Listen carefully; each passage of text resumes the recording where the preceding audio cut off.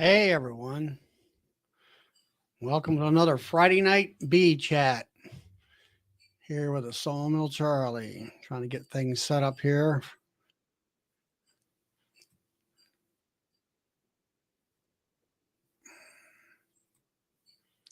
And all that. So get everybody in here.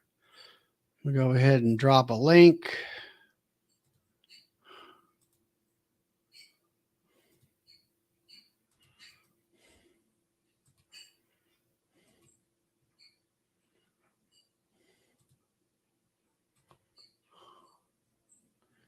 And there it is.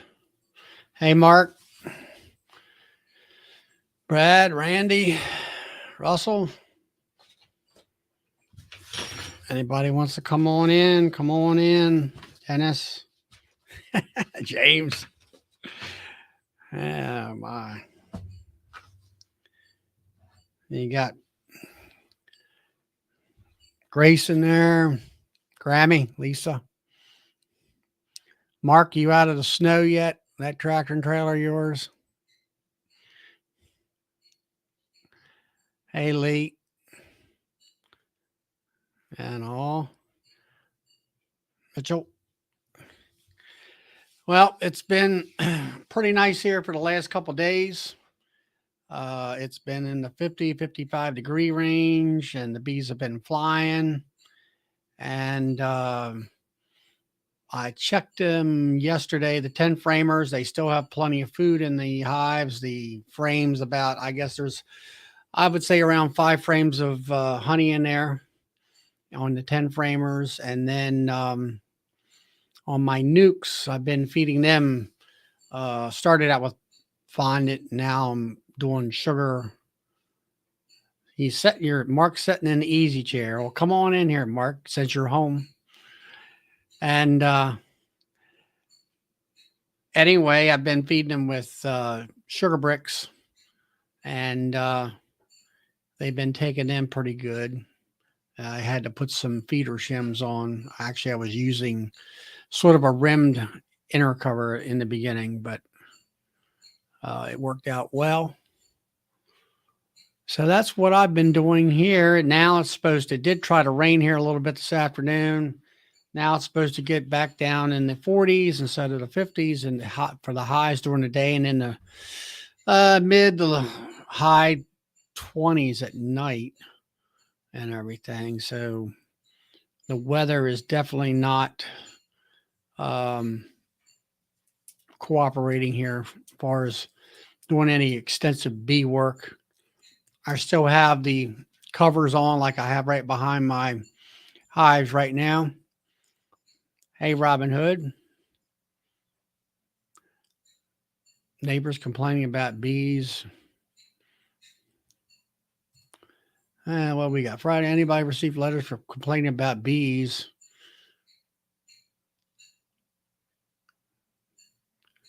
Living in a farm area, 3 acres or better.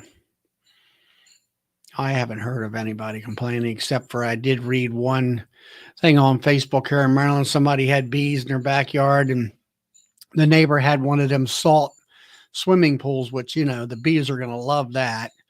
He's actually going to, the one neighbor threatened to sue the guy. Hey, Tim, Hannah, and all that. But that's the only thing I've seen so far. And they had a downpour down there in Louisiana. And Brad did. And it turned cold. Gotten down to 50 degrees. That's a heat wave here. Hey, Tar Heel. How you doing? What's Randy been up to? How's everything down in North Carolina? Hey, Nancy. Thanks for missing me last week. Yeah, I went to a show last week. Poe Ramlin boys were playing in the area. I don't get to see them very often. They have a new fiddle player. and I wanted to see what she was like. She's very good. All right, Jason. The plum tree's ready to flower, and drones are flying today. Hey, Hey, what's Charlie. that up to? So we got down to a 50 degrees, huh? Yeah, yeah, it Yeah, turned there's really cold today. Hey guys. that was like we had that the last day or so, and we're like, yes, this is really nice. And all. Well, this morning we had a downpour of rain that lasted about 3 or 4 hours. But the thing is, tomorrow morning is supposed to be down to 31, and then Sunday it's supposed to be down to 27. Yeah, it's about like it is here. We were supposed to get some So, rain in, and really, I haven't seen anything. It spit some rain this afternoon. And Nancy, she lives north of me about 2.5, 3 hours. She had one dead out. Everybody else looks good, so that's great. yeah. So now I got to go. I've been this afternoon had to go cover tomato plants and stuff like that because it's to be history Yeah, if I don't. we're not ready to plant anything in this area. The it wasn't too bad today. It was like 65 here, 67, something like that. Mm. But it's supposed to warm up next week here, so we'll see. Bob, you sound like you've been sleeping. I have been sleeping. That's why I was late. I was laying in bed watching that Secret Lives of Bees or something. Have you ever seen that movie? Mm-mm. No, So it's a older movie, but I got hooked on it because I was sitting in there watching it, and Queen Latifah is in it, right? And some other people, but I'm not gonna watch it then. hold on, it's in the 1960s. It's in the 1960s, but she's a beekeeper, Uh-huh. and she makes honey. Well, obviously she makes honey if she's a beekeeper, but she sells honey, right? So it was just interesting from that aspect. So I watched it and I liked it. I mean, it was a pretty good little movie. And then next thing you know, I'm asleep and I wake up. Hey Google, what time is it? 8:04 p.m. Oh crap, Charlie's already started. Let me get up. So yes, just woke up. Yeah, Russell has -5. He can have that weather. I got a question. I just got in some mother load feeders. I bought me 20 of them. Yeah. Them frame feeders. What are those little clips for? Do you have any? I've got them. So I think you can do it with the top or without the top. Oh, the clips are like spacers. Yeah, to like keep it together, I think, because I've never used it with those little clips. But Is that the one with the that has ladders at the end, right? mm-hmm. Yeah, they're about the cheapest ones you can buy right now. Yeah, but they're not drown free, that's for sure. No, That is I have the other ones with the little tube that goes down in them, and they're okay, but the wood starts to rot on them, and then they propolize that little tube on the wood, so you got to start breaking it loose. But yeah, about the mother load feeders. Yeah. I bought 25 of those last year. Mostly you'll just see them laying around my apiary, right? Mm-hmm. I like to put those in nukes. Hey, Keith. Actually, that's not a bad idea. Like, especially if you've got a couple, like a 2-framer that you're moving up to a 5-framer, right? Then you just put an extra frame in there in the frame feeder, and you're pretty much filled up. Yeah, I just got the one that takes up 1 frame space, supposedly. Right. Yeah, the little narrow ones. I don't like the big ones because down here they don't take down all that syrup as quick as they should, and it ferments because it's so hot. They get so hot. And then you'll look in there and you'll see beetles walking up out of your feeder. I'm like, oh, okay, great. Just got a buffet going. Yeah, Harmony. We're talking about mother load feeders. Yep. But yes, I've got those, but they don't fit as great as you think they will. The 1 gallon ones, right? That's what you got. The 1 gallon ones. Yeah. Mm-hmm. They still are very tight when you got wooden frames. They're very tight up against there. Yeah. It's just like those 2-framers. They just take up so much room when you use them in a nuke. And then a nuke size of bees, you can't really feed them that much syrup. So. Right. Well, even though I haven't found the silver bullet yet, because the frame feeders, they have their issues, right? But then bucket feeders have their issues too. I mean, everybody loves to talk about them and how great they are, but they leak like a stuck pig, you know. They drip. When you come out to a colony and it's been cold overnight, hey, Tom, and you get up the next morning and you walk out to the bee yard and there's a literal fountain running out of the entrance of your hive because it's sloped forward, right? And it's been dripping down through the frames and running out the front door. Yeah. Especially like you and us that are in the South, you have so much temperature change that it changes the pressure inside the bucket. So what I found so far that's worked, you know, because I bought those Bob Binney lids for using those bucket feeders. Believe it or not, a quart jar in that hole. Yeah. Because the glass doesn't vacuum like that, right? Once that vacuum's on there, it's stuck and it doesn't really leak. That's what I use on my little 3-framers, my little mating nukes. I use the glass jar. Well, what I've been using for those pro nukes is just a 16-ounce Pepsi bottle. Yeah. And that's worked pretty well too, but there's no perfect way, is there, Tom? Yeah. Yeah, I'm here. I do the same thing. I use Pepsi and Coke bottles in my pro nukes. What about your regular nukes and other hives, Tom? In my other hives, I use a 1-gallon bucket. On the pro nukes, I like to use because I got a couple of pro nukes too. I like to use like a Gatorade bottle. Yeah, they work real good too. The one, I don't have the 1-gallon bucket. The buckets that I bought were the 2-gallon bucket feeders, and that might be it. Is that they're big, so they're a little bit more flexible. I don't know. Yeah, I debated between the 1 and 2-gallon, and I went with the 1-gallon, and I don't know, it lasts long enough.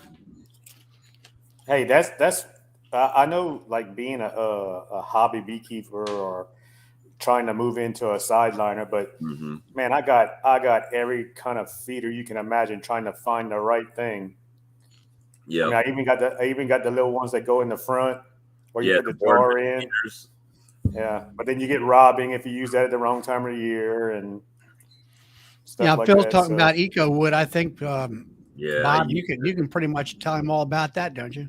Well, I'm gonna say some people love it.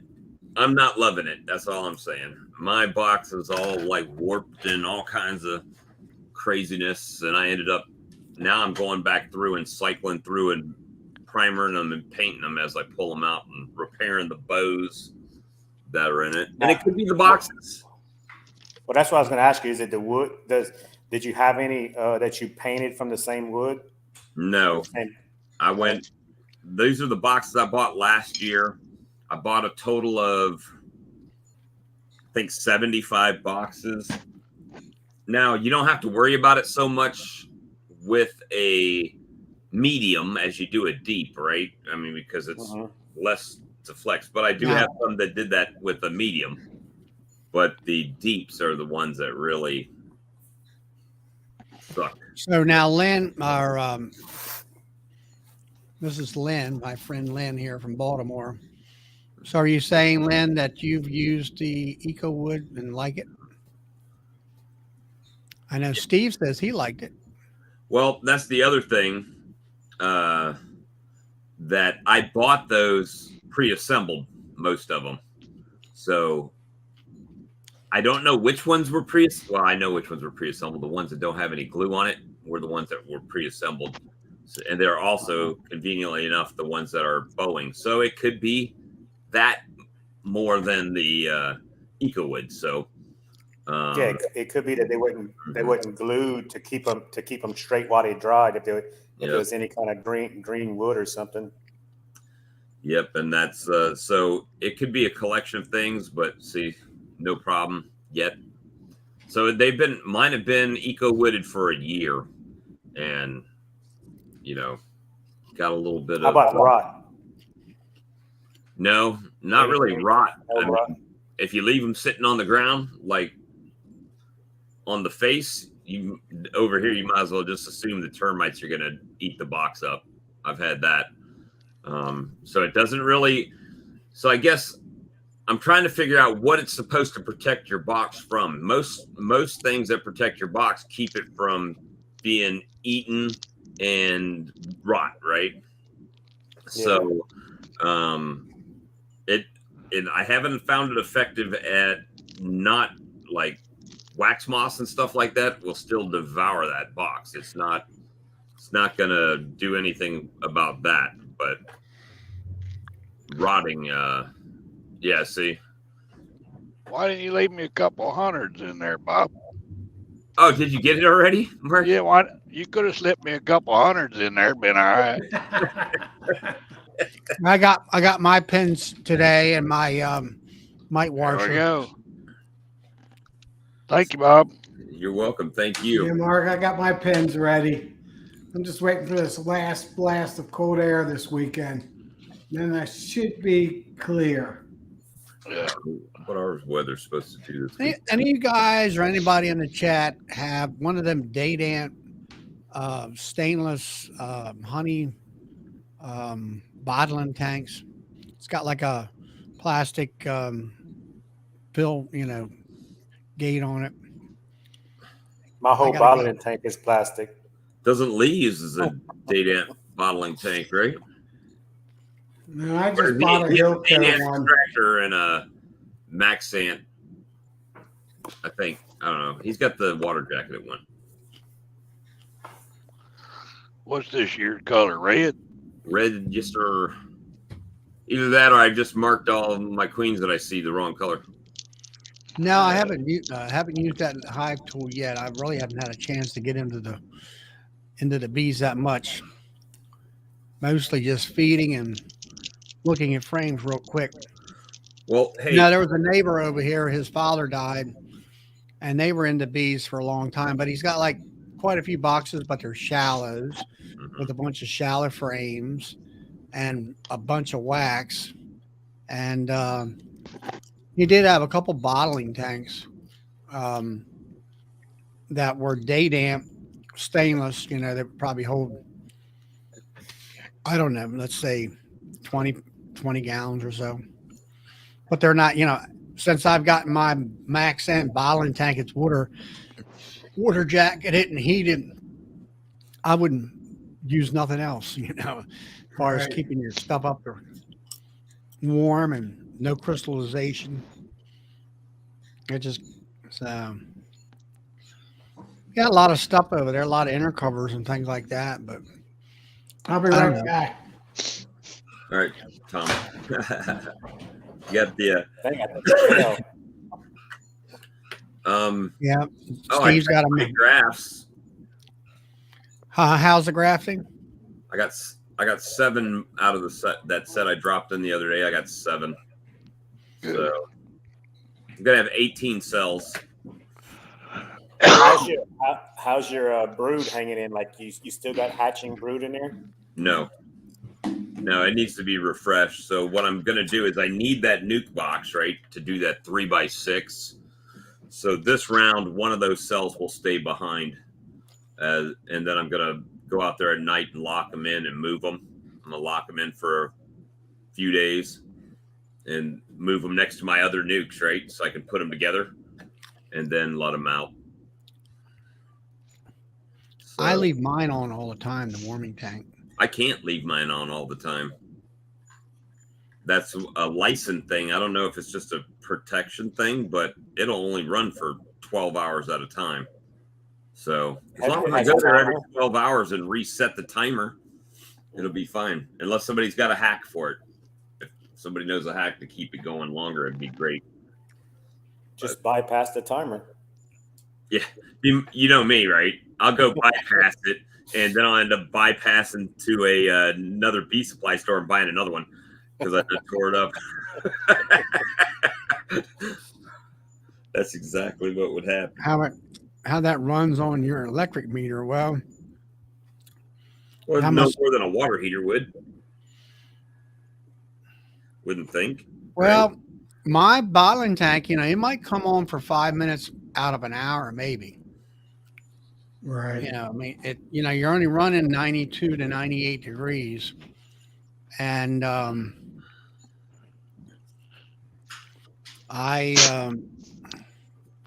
it keeps it just warm enough. It bottles real well, and like I say, it's pretty much off the majority of.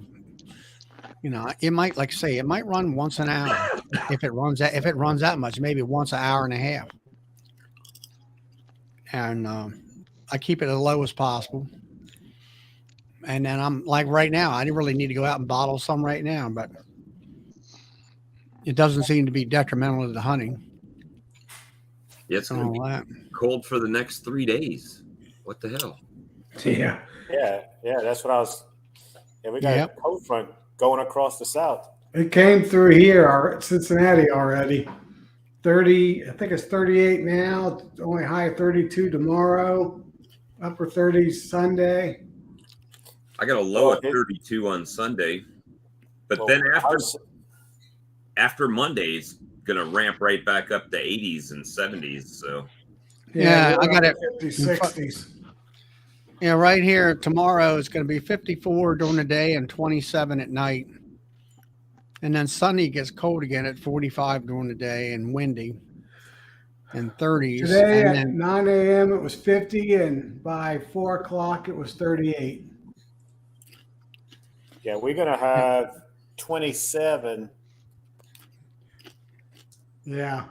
How are we gonna have 27 down here in Louisiana? Ohio is gonna only have 30. that's Mm. because the hate keeps them warm in Ohio. And then it's supposed to be between Tuesday through next Friday of next week. We're going to be in the mid 60s. Friday, 34 right now. mid 60s up to hit 70 in Friday, but and 50s in nighttime. So it's not too bad. But chance of a bunch of darn rain. Of course, every time the weekend comes, here comes the rain. Of course, because that's when you need to get out there. Ah, And the weather's just crappy long enough, so when it warms up, you'll be at work, and then you catching bees out your trees, right? mhm. Had 5 days worth of brood, and they're hatching out, and then boom, it's time to go. But Yeah, Thursday, 72. Ooh. Yeah, Friday here about 70.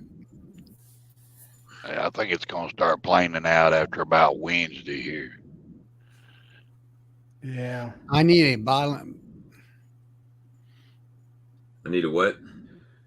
I don't quite understand that. It says, what do Yeah. you think is the best? Maxant, etc. Bottling tank. Yeah, probably. I don't think there's any bottling tank better than Maxant myself. Well, it depends on your budget and what you're planning to do. For Lee, this, Lee and Charlie have expensive budgets. yes.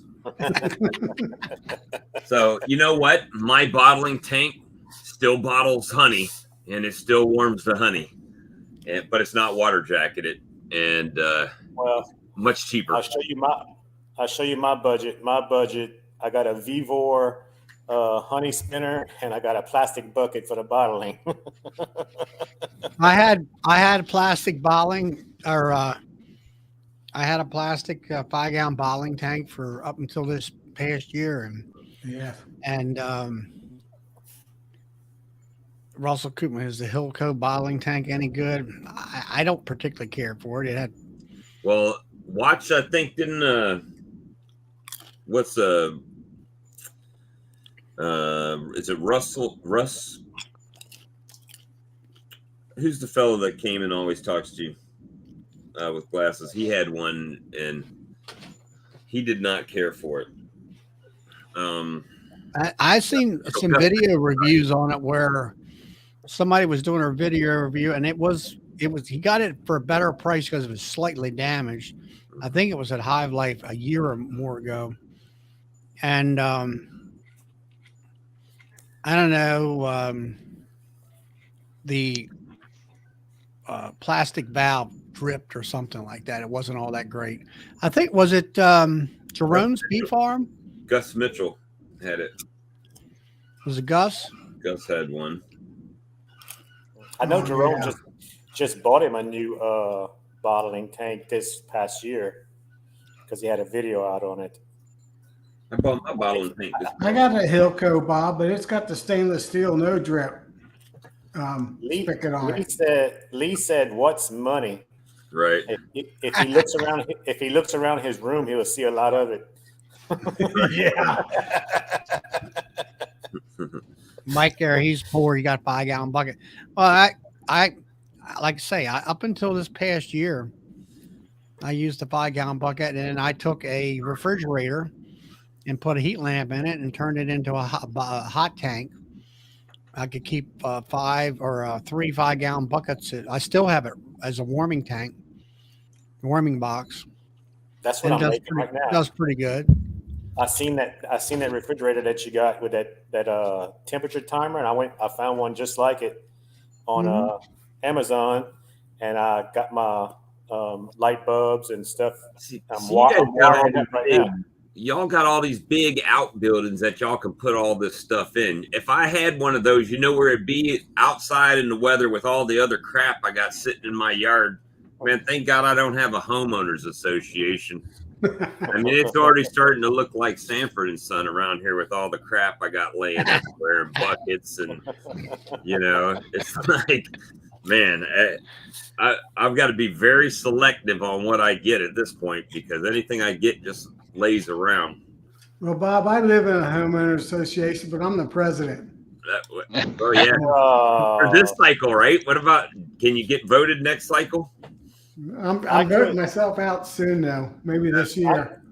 But we live in all 2 to 5 acre lots, so it's just for the private drive mostly.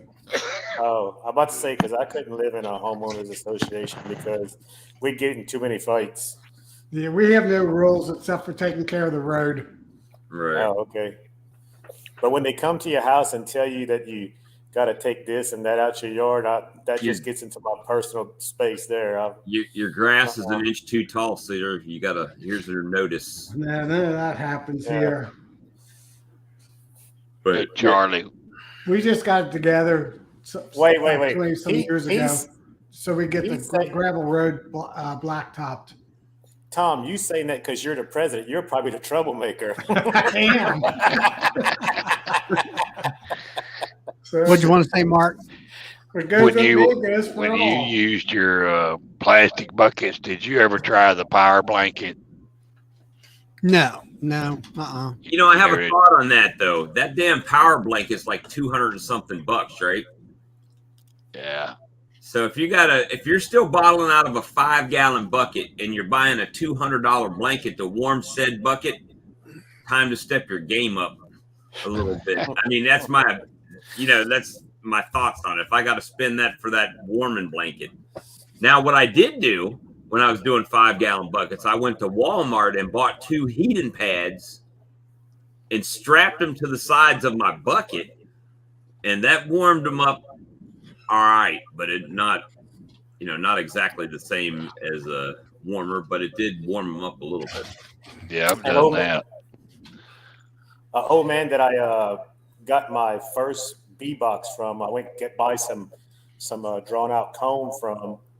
He had 2 heating blankets like you put on your bed, Yeah. in his shed, and he had like 5-gallon buckets that he would cover up like 3 or 4 of them at a time, and he just had those 2 heating blankets on him. Yep. I've seen people use the mats underneath the waterbed too. I've also taken out cases of jars of honey and set them in the back seat of my pickup truck in the summertime. Yeah, that's the best way to do it. To That worked. deestabilize them. Yeah. Yeah, that, like, you know, Jason here. Well, the uncrystallized bottles, I use those planter heater pads that get up 72 degrees. And I put my bottles on top of that, and then I put a box over it. Everybody Works can't pretty good. touch a rock truck with their wallet. No, hey, trust me, guys. I mean, I can't do it either. Yeah. I can't do it either. How long did I didn't go back and forth on my bottling equipment as long as Charlie has with this Hive lifter, but it took me a few months to pull the trigger on what I was going to get and what brand I was going to get and what made sense for me. I've probably got some of the cheapest equipment not made in China that you can get. You know what I mean? So is it good? Yeah, I like it, but it's definitely not the most expensive stuff out there. Yeah. Hey, Charlie, did you ever get you a Hive lifter? No, I haven't. Uh-uh. Are I gave up on 5-gallon somebody, bucket last year. Ram just kept filling it up. I finally said I need more gallons. Well, there's some people that have had the 5-gallon bucket that just cracked on them, right, with the honey, and then all of a sudden you got honey everywhere. If you buy Ed. those Hey, Ed. heavy duty buckets from Walmart, they will crack. They say heavy duty, but they're not. Well, their idea of heavy duty is, will it hold water to wash my truck in? You know what I mean? They got 2 different tags. The ones at Lowe's have the yellow food grade heavy duty tag. Those are good.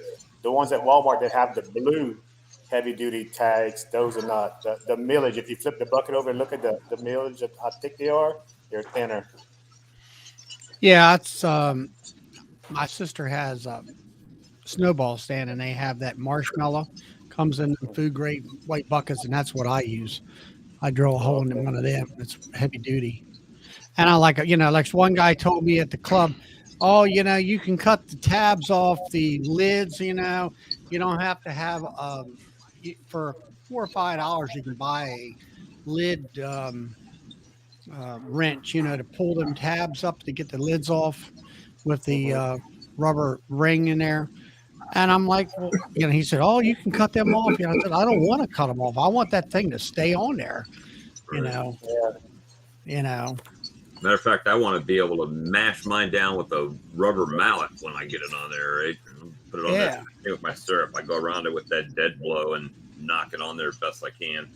Right. And all. But yeah. So, but that's what's happening here as far as me. There's the weather has been kind of against me for now until it's hopefully, you know, by the end of March, that's when I'll start jumping into the hives and kind of open them up a little bit. I think it's my fault, Charlie. What's Last that? year, I made splits early, and immediately the weather did that and killed everything, right? This year, I'm like, I'm not splitting it. Then last weekend, it's like in the 80s and everything. I'm like, okay, I got some cells. We need to split these off. Boom. As soon as I split them, 32 damn degrees. I was like, are you son of a bitch? I can't win this battle. I don't get it. I'm 2 months later than I was last year, and everyone's, oh, we're a month ahead of where we were last year. Until Bob splits, 32 degrees. Bam. Well, about 3 weeks ago, we were about 3 weeks ahead of time, but I think it all caught up. Yeah. All those blooms that were blooming around here, you see them wilted laying on the ground now. You know, it's like crap. Well, that was like a couple of weeks ago. I guess it was about a week ago. Is that the red maples up here? You know, finally, you know, you look across the landscape and they were just bright red. They had popped, you know, and there was a few days there the bees could really get out there on them, and after that, it just turned down like an ice box here for like a week. And now they were out there yesterday and today, and I don't know whether there's anything on them trees that's, worthwhile for them to go after or not. I had a relatively long chat with James today. He's heading down to Calgary, right? So he was in the car, and man, some of the thoughts that go through my mind during this time of year, I'm like, oh, it's brutal for me, because I'm that guy that when I make a change, I want to see it do something. You know what I mean? What's going on? Why isn't this making a difference? Why can't I squash these damn queens yet that I want to squash? It's like they're not doing nothing. Should I just take them out and put them in a 5-frame box and let them build that 5-frame back out and not worry about it? Or, should I just wipe this colony out? I don't even care. I got 20 nukes coming. I'll just wipe it out and then drop a fresh nuke in it, free up my equipment. These are these like crazy thoughts that I'm like, I hear a lot of people talking about the, getting different genetics of queens and stuff like that. That's exactly what I did last year. I got a queen from Greg. I had queens from Cutic. I had queens from Jose. And then I had my queens right here that I had, right? The only ones that really did anything are the queens that I got right here from my own stock. Yep. Other queens, they either, blew up and then over winter just decided they were done, went on strike or something. And the problem that it raises for you, at least for me being at the stage of beekeeping that I am, right, is that you have these Italians that just do what Italians do, right? They're just going off the chain early.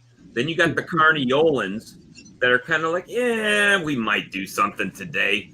We might just hang out, at least at this time of year, right? And then you got Greg Burns's queen, which I will say this with Greg Burns's queen. I'm not trash talking his queen. The queen I got from Greg Burns rode in his pocket for a week or that week and a half, because he went down to Bruce's, right? Dropped Bruce's queens off. Then he went on vacation for a week, and he was feeding it honey the whole time. And then I got it, right? So they let it lay for about, a week or so. And then they just decided they were superseding her. So I can't say anything about his queen because it was a situational thing. But I just haven't had great luck with other people's queens. So we'll see what happens on my queens this year. Yeah, Bob, I typically won't buy queens too far south of me. I'll go north of me, but not south of me, just because I do not want the Italian genetics. I have one swarm that I caught last year. It went into winter at least a double deep full. Went through winter with a double deep, and right now it's a triple deep. And if I wasn't feeding it sugar all winter long, it would have long gone died. Well, that's the thing that, it's not a breed thing. It's not one breed is better than the other. It's your mindset when you go out and look in your apiary. All mine's in 1 yard, right? So I've got this Italian colony over here that's triple deep.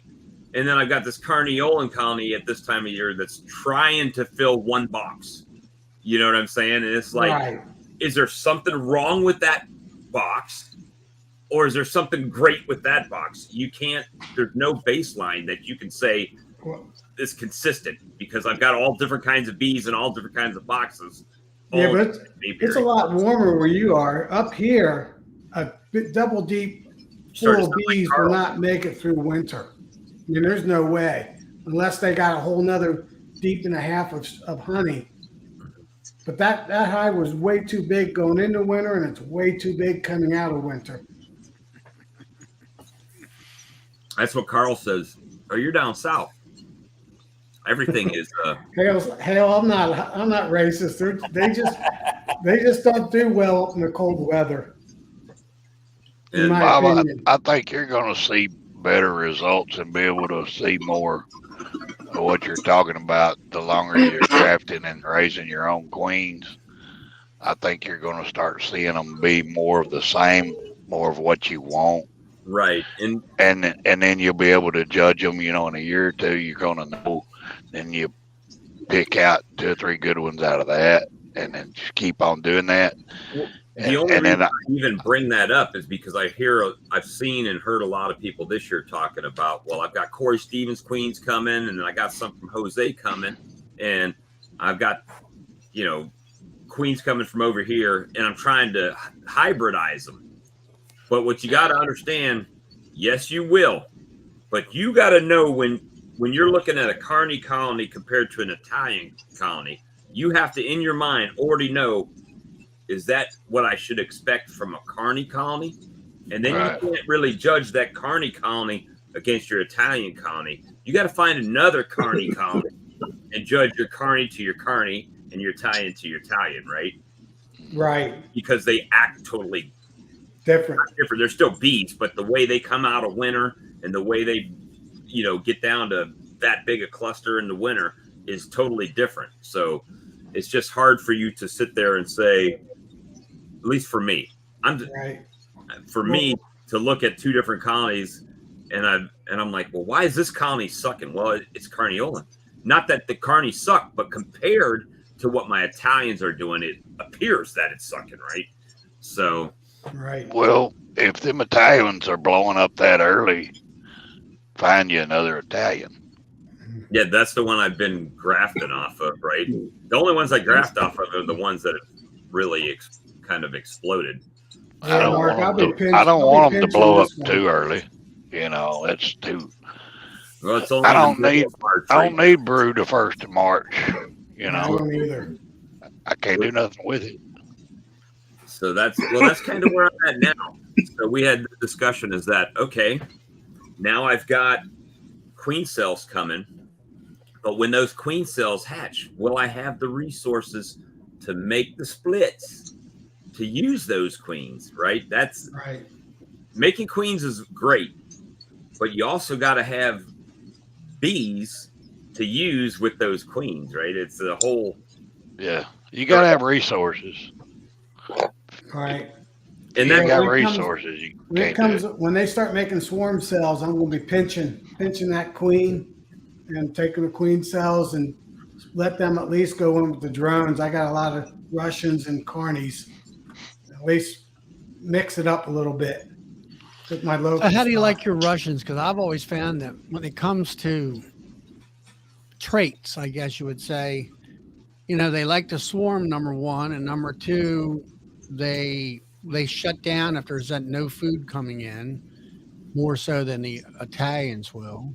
Oh yeah, and stuff like that. I don't know. I guess I always found Russians to be hard to understand because I wasn't used to their genetic. You weren't used to their language, bro. Well, I can tell you this, but you one of those Russian mail order brides can communicate with them. I bought 2 packages from Kelly's back when they started handling Russians. They were supposed to have been purebred Russians. The first year, now they built up in the double deeps, right? The first year I took 1 frame of brooding bees from one of them and didn't do nothing to the other.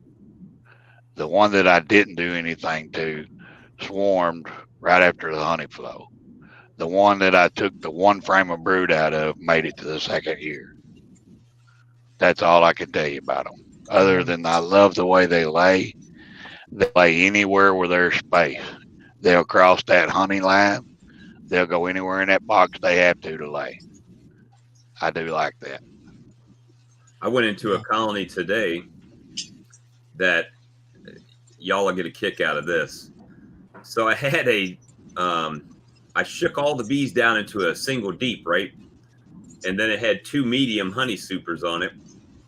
And when I shook them down, I put the queen excluder on it and put those boxes back so the brood in the mediums could hatch out. And I haven't been in there in probably, I don't know, probably a month, that I've been in this colony. And I get in it today, and lo and behold, there's brood in the supers. The queen didn't get out of the super. It was so the bottom box was getting stores in it, and the 2 mediums were loaded up with brood. So today I had to redo that whole thing. So And I grabbed her today. I grabbed her and set her down on the bottom box. So I know she's in there now, but it's. Let's see. It was either listening to science. It was either Del Plain or somebody down in Georgia, and he was talking about like the bees that people take bees from down south and come up north where we're at, and he was. I guess it was more of a hypothesis where the bees know where, if they have a stomach ache or they have a problem, they know other plants to go to. They know where those plants are in their area. And then when they move those bees 300 miles up the road and they have a problem, they don't know where to go because they don't know where the plants are, or maybe they don't even have the right type of plants for them to go because it doesn't grow in the area. And I think that might hold true to a certain point of, like Bob says there, and everybody else, is that when you start raising your own, those bees pass that information along and they know where to go in your area to help them out. Doug, are you in the room or not? Yeah, I'm here. Not only that, Charlie, some of the bees are more adaptable than other bees too, I think. Some of these guys, they travel with bees all over the place. They've got to be adaptable. If they're not, they're going to die, right? Yeah, they're probably good mutts. Yeah. So I would say some bees are more adaptable to change where others just aren't. The two swarm colonies that I caught there, they're doing fantastic. They're no problem moving them or anything over here. Well, that's one reason, Mark, I like to catch a dozen swarms from my area because I know those queens at least made it through winter. Yeah. So I got to have some genetics, and they're pretty local then. Mix those in with my others, at least the ones I prefer. We did get a little wind today, but it was late in the day. I think I'm pretty good now. After 6 years, I'm getting the mutts I want. Well, see, and I'm coming into my 5th year, and I feel if I did a state of my apiary, it would be pretty bad, overall.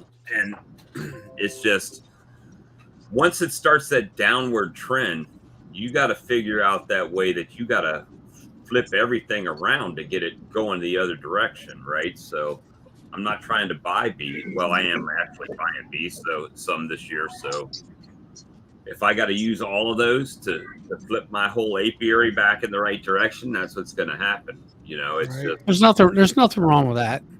Just don't get in too big a hurry, Bob. I buy queens. I try not to buy a whole lot, but I'll buy maybe 8 or 10 queens because it's too early for me to raise my own. If I want, so they don't, where I can put them in the boxes that need queens. But it's just kind of you have to get up to the point where you're that self-sustainability level where you do have those resources, what y'all have been talking about. Right. So, Doug, are you got video or not?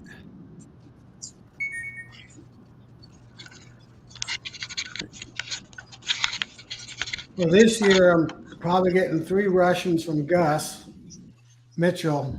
Not guaranteed yet, but I got with him pretty early, end of last year, and I'm getting one from Greg up at Nature's Image Farm, and that's it. Oh, there it goes.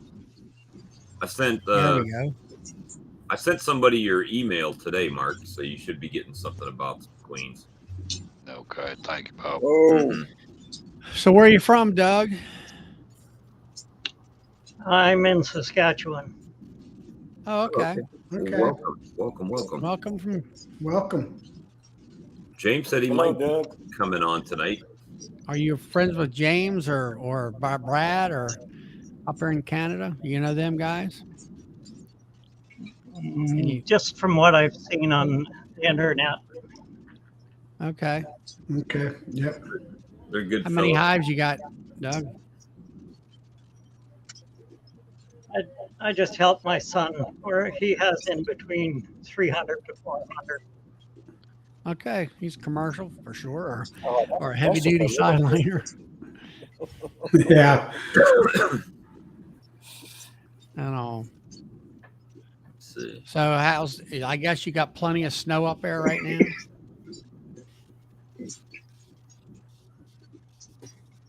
So anyway, Hey, Charlie, why Plenty, plenty, why plenty of snow, and it's supposed to be minus 27 tonight. minus 27 Celsius. what is that minus 27? I've never even. Well, 0 is freezing, so below 0 for sure, probably. I don't think we've ever even Yeah. seen 0 in Louisiana. I think it's the closest we get is like 13, something like that, and it only hangs around for a couple of hours. Yeah, you're down in the deep south like that. What was that, Bob? What did you want to say, or somebody else wanted to say something? No, I was asking you why. Where is Lee at? He never comes on your channel. Why don't he ever show up? He's in the chat. Oh, he's in the chat. Yeah, he's in the chat. Why Yeah, does at he least he avoid? was. Why does he avoid Friday nights? I don't know. Maybe he got tired of helping me out. Negative 27 is negative 16 degrees Fahrenheit, Lee said. Oh, okay. It's pretty cold. That's cold for me. There's Lee. Why don't you come on, Lee? The Doug, do you guys keep your bees in during the winter in a building, or you got them out in the garden? No, they're all outside. They're out. That's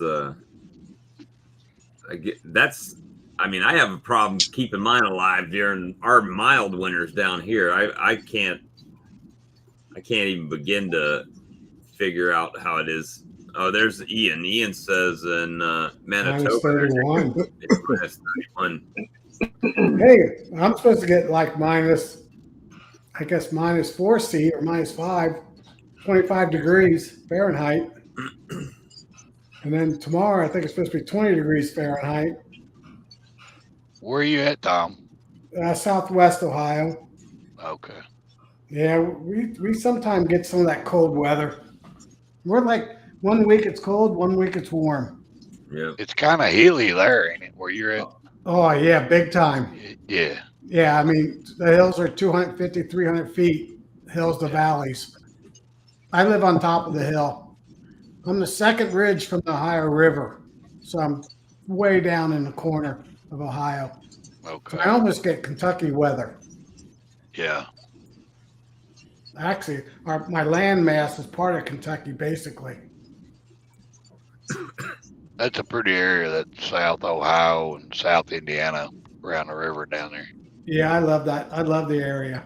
Yeah. And our winters aren't that bad. It's mostly just cloudy a lot. Yeah. Ian's saying these highways all the roads are closed up there because of the snow and the wind. Ours are closed due to potholes. That's the treat. Next week they're closing down a 5-mile stretch of I-77 to fix potholes. So Yeah, and actually, Mark, our worst part is what we call black ice. Ground temperature will be 35 degrees. It'll snow, then melt, and then it'll get down to 0 degrees, and it will then freeze. And the snow will be on top of it. And you don't know that there's a sheet of ice underneath of it. And we call it black ice. Nasty to drive on, I bet. especially with the hills. we get I've snow. seen it a time or two. Yep. Black ice around here is just pure ice. You just can't see it. It's a road. Yeah. I was on ice this morning. Yeah. Yeah, you were up, Minnesota last night? North Missouri, up there close to Iowa. Northwest part. What were you Snowing taking? like crazy. You couldn't even see the road. Snowing What so were you hard up there. taking up there? I was going up there to pick up trim. Oh, yeah. Not the woman trim, the pork trim. Yeah, we average probably anywhere from 10 to 30 inches per winter of snow. That's about it. Yeah, that ain't too bad. Nah. It ain't like that lake effect snow up there north of you. Oh yeah, I used to live north of Fort Wayne.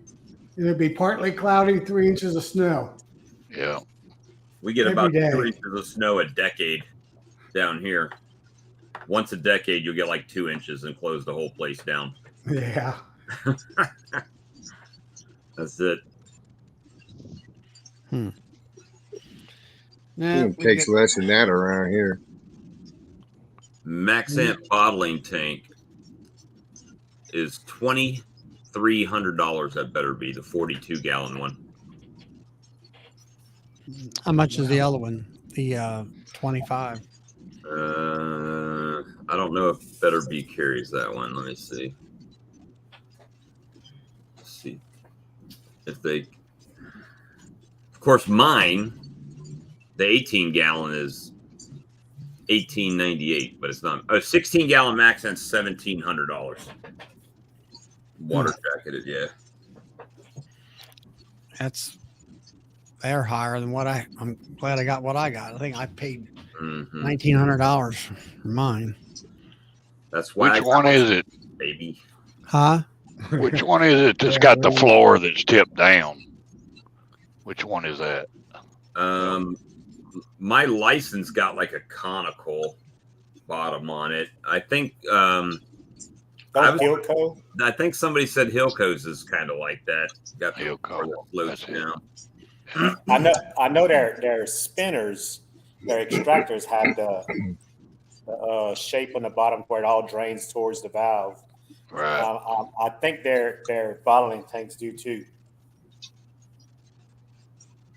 Yeah. Yeah. Excuse me. So the 26-gallon. Oh, that's a special order. Never mind. I won't even talk about that.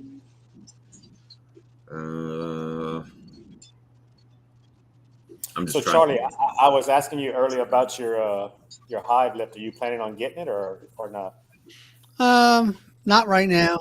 I'm going to do something different this year where I'm going to try to, instead of letting my hives get, so tall and everything. Another thing, I'm going to do some experimenting on my single brood chamber management practices. Instead of pulling brood out all the time, I've been doing some calculations and talking to Brad and all that, where since I use mediums, I actually have more space than what a single brood chamber and a deep box has. And I should not, the queen should not run out of space by the time the bees are hatching and all that. So I'm going to try a couple different things. Number one, I'm going to leave them alone and just keep stacking honey supers on top and see whether and I'll check them every so often to see whether they're going to try to make any swarm cells on me.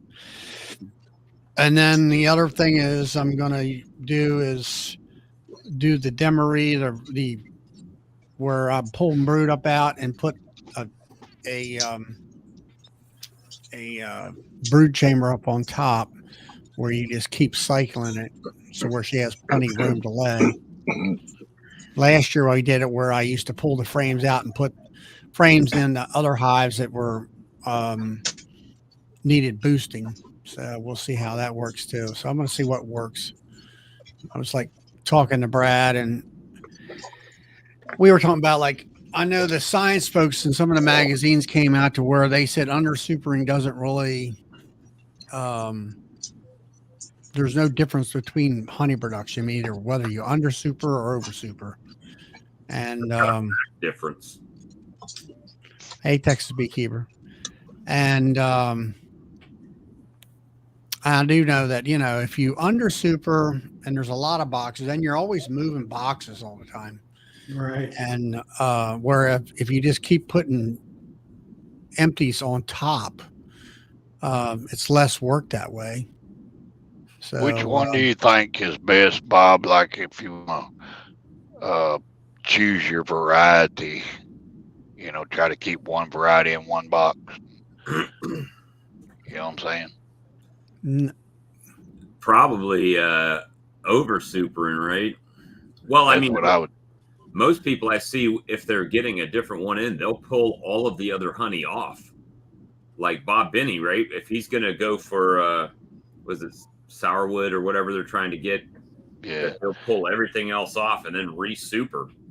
But with the honey they're trying to get, or for that. But well, you could keep up with like early, middle, and late, at least that much, right? Right. With three boxes. Oh, yeah, that's true. I'm not that skilled in figuring out what's coming in, or it'll switch on me, so mine just all gets lumped together, right? Yeah. Yeah, that's what I do. It helps to know, and there is a difference in the honey usually. Right. What as far as like getting different flavors of honey, you were saying? Yeah, you kind of keep up with what's blooming, and you get pretty much if you just do your early and your middle and your late, and you know which flowers bloomed early and which ones bloomed in the middle and which ones bloomed late. So yeah. Well, for me, it just comes in April, May, and June, and I'm done. Who's got their YouTube on or something? I just started hearing it. Doug, did you turn your YouTube off or not? The volume? I don't know. Well, anyway, I don't really have any floral varieties type of thing. Well, Charlie, I'm going to do some single brood chamber management this year. I did 6 of them over winter, and those are doing better than my double deep. So just as good. Yeah, we had a meeting. We had a meeting last night with a local club, and the one friend of mine, he had 3 medium boxes, and he had some of them in 2 medium boxes. And he said the 2 medium boxes actually were in better shape than the 3 medium boxes, as far as the brood chamber goes. Right. And that kind of stuff. But, so I know for sure I'm going to overwinter now in all singles. I'm not going to overwinter in doubles anymore. And then I'll decide if I want to go doubles for the honey or keep in singles. Keep with the single. That's what I'm planning. Well, the thing about the single is she'll lay up all the frames in there with eggs, and it'll make them. You'll manipulate the bees to put everything upstairs. Right. And all that, and you'll be quite surprised, and you'll actually increase your honey production that way.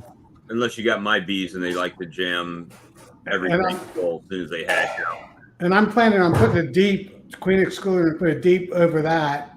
So if I do have to pull any frames out, I can just put it in the top of the box that's above it. Go one deep and all mediums. We're gonna fill that full of honey, though. Yeah, I know. Well, I know, but I can at least take the honey out and store it. Mm-hmm. Well, my son just came in. He was using my barn, so I'm going to say hi to him. I'll be right back. All right. All right, Tom. All right, Tom. See you later. He's coming back, I guess, later. Am I still echoing up there, Bob? Charlie? No, you're fine now. Okay. But I was doing some calculations, and I looked at my acorn frames, like the medium frames. They got like 104,000 cells to lay. And then you figure if she lays 2,000 eggs a day for 21 days, she's got 42,000 eggs. So you still got somewhere around almost 63,000 cells that are open. And if you take half of that for the pollen and honey and maybe some drone cells in there, and you still got over 30 some thousand cells open for her to utilize. Or maybe there might be some cell, you know how the frames are not drawn corner to corner a lot of times. So there's still plenty of room for her to lay and everything. Versus deep, what does that compare to? Deep, Was it 1,300 you or got 1,500 per side, something like that? well, I counted my deeps and it came out to per side is like 3,300 cells per side, 3,318. So one deep frame is 6,636 cells per frame. So you got 66,360 frames. Per What is sales. that? And for cells. So minus 42 for egg laying. Now that's 2,000 eggs a day. Not every hive is going to, that's the, I think the extreme type of thing. And all that. So you got, minus that, you got another 24,000 cells and, that are empty. And, so you take about half of that, which is another 12,000 cells that are left over after, let's say, honey and all that. So it's actually like Brad was telling in the past, 2 mediums is actually more room than 1 big deep. Only thing is you got 10 more frames to deal with. How's everything over there in New Zealand, Kyle? Can you hear me? Yeah, he's not lagging at all right now. Huh? Kyle's looking good over there. Look at him. Yeah, Kyle, can you hear me? Yeah, and just a bit of a just cut out for a little while there. How you going, guys? Hey. It's, it takes a while to get over there to New Zealand, around the world. It's funny, you guys all getting into your season, and we're going out. It's kind of strange listening to you all getting ready and all excited about your season. Don't you go year round over there? Nah, not really. Not really. Well, warm compared to some of you, yeah, but no, not with the bees. I mean, we shut down fully in about a month, 2 months time, depending on where you are in the country. Now, does it get cold over there? Not where I am. We might get 0 centigrade now and then, but pretty rare. But it's all it's usually like in the teens C and cold and wet, so but that goes till about July, and then some of our if I feed up pollen sub mid-July for anything that's not brooding up already, then we can kick them into gear doing that. But otherwise it's usually mid-July, end of July kind of thing, and then we're into it again,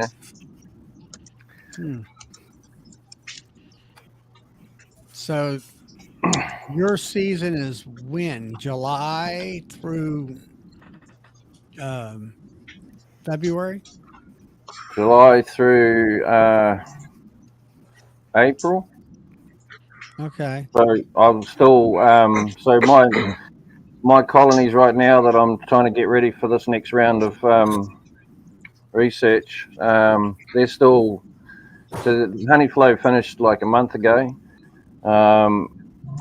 but I've been feeding continuously, so they're still growing like mad because of that, and they can still draw wax and all the rest of it, so they're still pulling comb and filling it up and curing it pretty fine. And then obviously we get into the months where it can all turn on you pretty quickly, or you get a nice dry period. And so our weather patterns changed last month from El Nino to a whatever the hell it is opposite. And so that should bring back some pretty normal, what we consider normal conditions. But for the last 2 years, it's been all over the place. This summer has been an absolute shocker. I know guys up north that couldn't fill contracts because the bees didn't even fill a super. I had my flow come on, and then we had a series of storms come through. One of those atmospheric rivers that you guys have been talking about. Yeah, they've been talking about that on the west coast of the United States. Yeah, and then we had another cyclone come through, and that wiped out one of the flows that I get predominantly around here. So the flowers started for about 2 weeks, and the bees were busy bringing in honey, and then filled about half a super, and then we had 2 weeks of absolute rubbish weather, so it stopped. We just shut them down.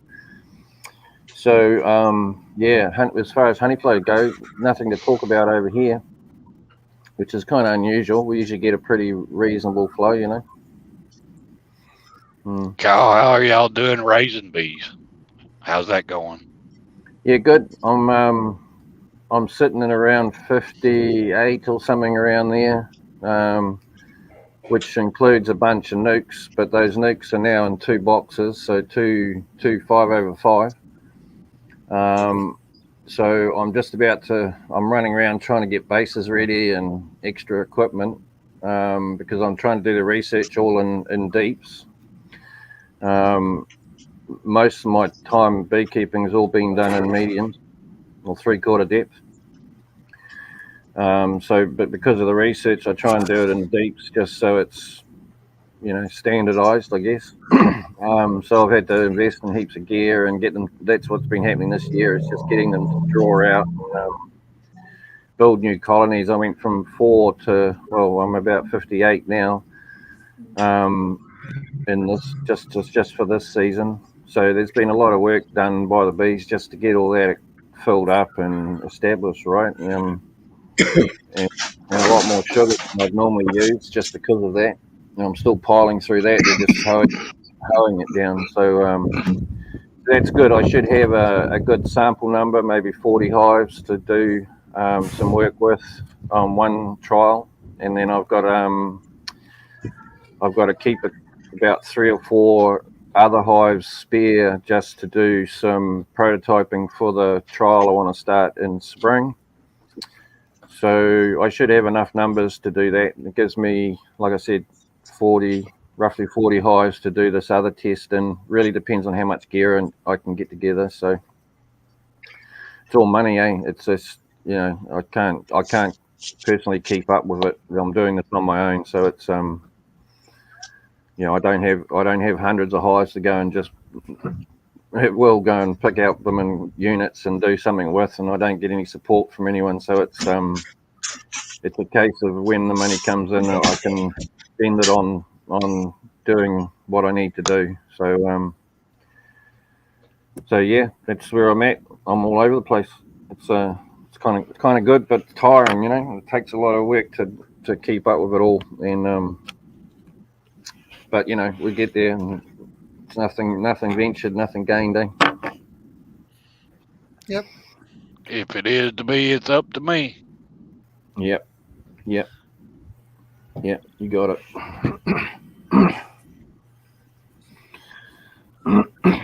So, Mark, what time do you start getting in or month you get into bees here? Next month sometime? I'm starting to look here next week. Maybe. We'll see. Well, I know you do a lot of queen work. Or do you do much on the honey side of situation, or just all about queens? Well, all I care about is if I can make 150 gallons. That's all I need right now. And if I can limit that down to whatever colonies it takes to get it, right? I'll use the resources to make queens. Right. I'll probably think about starting a builder, the last week of March, start a couple of builders. That takes a lot of resources to do. 3 or 4 builders, So that'll help wean some of them back, and then give it another week and start making some splits. Now, when you start pumping up your hive, that one hive that wants to be a cell builder, are you making that hive stronger and stronger prior to pulling, let's say, the queen out of there? Let's say a month ahead of time or something, or so many weeks ahead of time. I would put feed on them now, help, but it's too cold. I ain't gonna fool with it. If I have nectar coming in, they're gonna do it on their own. You gonna wear slippers Yeah. out here? But I mean, trying to build that hive up to where they're just dripping out of the top and out of the front and whatever. Hey. Are you stimulating them in order to get that? Or are you adding frames of bees to try to develop that? I'm not gonna push the issue hard. I'll use that first round for sure. I'll just use a lot of brood and nurse bees. If I don't have any that's going to swarm or getting ready to, I'll just go through and start breaking stuff back, pulling them back, keep them from swarming, and I'll pick a few of them that I want to make cell builders out of, and I'll leave them alone, let them build up. And then I'll make cell builders out of them as they get ready to swarm. That makes sense. Yeah, I just like here. It's like you say, it's too cold.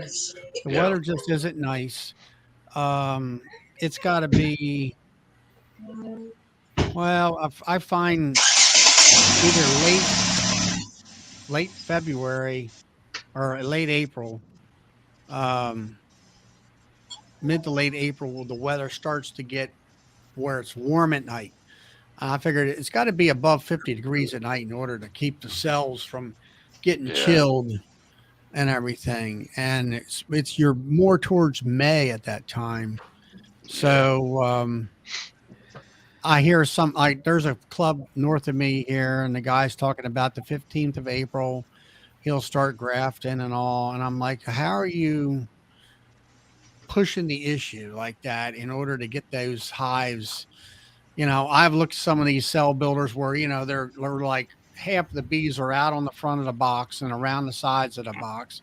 And you take the lid off and they're boiling out of the top of the box, which, I mean, I definitely understand that's what you want, as far as grafting, putting your graft frames in. But trying to build them up to that point before the weather really gets nice is kind of difficult, I find. I'm not really trying to build them up to that point, though, Charlie.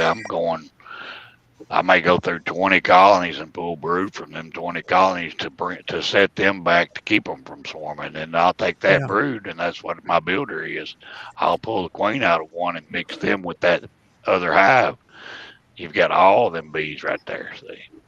And then you've kept your other hives from swarming too. So you're putting, I don't know, what are you using, a 10 frame box for your cell builder? Yes. So you're going to put 10 frames of, well, let's say 8 frames of cap brood in there, and maybe a couple frames of honey to keep them going, or unless you're feeding them. Some pollen, some honey, and a blank. So you got 7 frames. Okay. And then you shake your bees in and take your brood to your next one. After 3 weeks, my cell builder is now, I mean, you can watch them. They're as busy pulling in pollen and nectar as all my other colonies, it's like, but I haven't added any more brood to it because I've been, keeping cells in there. So see, I'm looking at the 22nd. The weather's supposed to be changing here a little bit, starting to get normalized somewhat. So if I start making a builder, I'm going to let it set a little while, right? So I can go in there and take them queen cells out and then drop my graft in there. So if it sets a week, all that brood's going to start hatching out. So I'm trying to time that with when I actually going to need sales. But I'm not going to be able to do nothing till about the 15th. I think is when the state apiary guy's going to show up. I've got to pass that before I can ship any thing out of state. So that's coming up mid-April. So I won't ship nothing out till then. Well, that's I've got that license hive that's 6 framer. I got 5. I can put 10 frames in there, or no, 12 frames. So with that, like you say, go through all your hives and pull some brood out from all of them to kind of knock them back so they don't swarm on you. Put all those bees and brood frames into that one new hive, and they won't. You'll have to check them about every 4 or 5 days about queen cells, and they'll hatch out and keep filling it like that. And then you'll have and you take that 5 or 6 over 6 and you push all them bees into one box. You'll have yourself a dandy cell builder then. Well, Charlie, I'm thinking I'm going to be able to brew. I'm going to be able to do my grafting probably around the 9th of April because these bees really built up the previous weeks. And well, I mean, you got plenty of bees, but I'm looking also the weather at the time, the nighttime. I've tried to graft where it got down. It would dip into the 40s, at night. Oh yeah, that's too cold. There goes my graft out the door right there. Right. Yeah. I know by my experience. By the 15th, it's usually good around where my area is. But this year, I think I'm going to have to go a week early just because they'll be already swarmed out. I know just down in Beebe, Indiana, which is only about 40 miles, they have already got swarms going. Mm-hmm. They had swarms last week. So I know I got a couple hives that'll be swarming probably next week or within 2 weeks. And I got to do something I already pulled 2 frames of brood out of it, and I'm probably going to have to pull some more. That's that one I keep telling you about that's so big. I've got one like that that's like in a triple deep now. I keep adding boxes and checkerboarding to make sure they don't swarm, right? Because that's the one that I'm going to use for resources for splits for my queens. Yeah, you could take 2 top boxes off the top of that and split it out. It'll work good for you. Well, now, what do you want to say, Mark? I might try a walk-away split with that hive, Tom. That's what I'm going to do. Well, I'll probably do 3 splits out of it. That's what I plan to do. Yeah. So I just needed to slow it down because it's too cold right now. Right. I need to get to middle of April or at least the 2nd week of April. So last year I went and got a hive out of a tree that they cut down out of a park, and that was in the last week of September. And we had a freeze 2 weeks later. So I wasn't able to save any comb or nothing. So I got them through winter. So I gave them 2 frames of brood just a couple weeks ago, just to help them out. Tell you what, my timing was pretty good on those swarms that I caught. I took them out of the Pro Nukes and put them into 5 frames. They worked right on time because of the cold weather. Right. On those Pro Nukes, they were making it so warm in there that it was actually condensating on the inside of the colony, the Pro Nuke. So I moved them out of that into wood boxes. So hopefully this week I'll be able to get out there and make them 5 over 5, or split them in half, right? And make 2 nukes out of it with queen cells.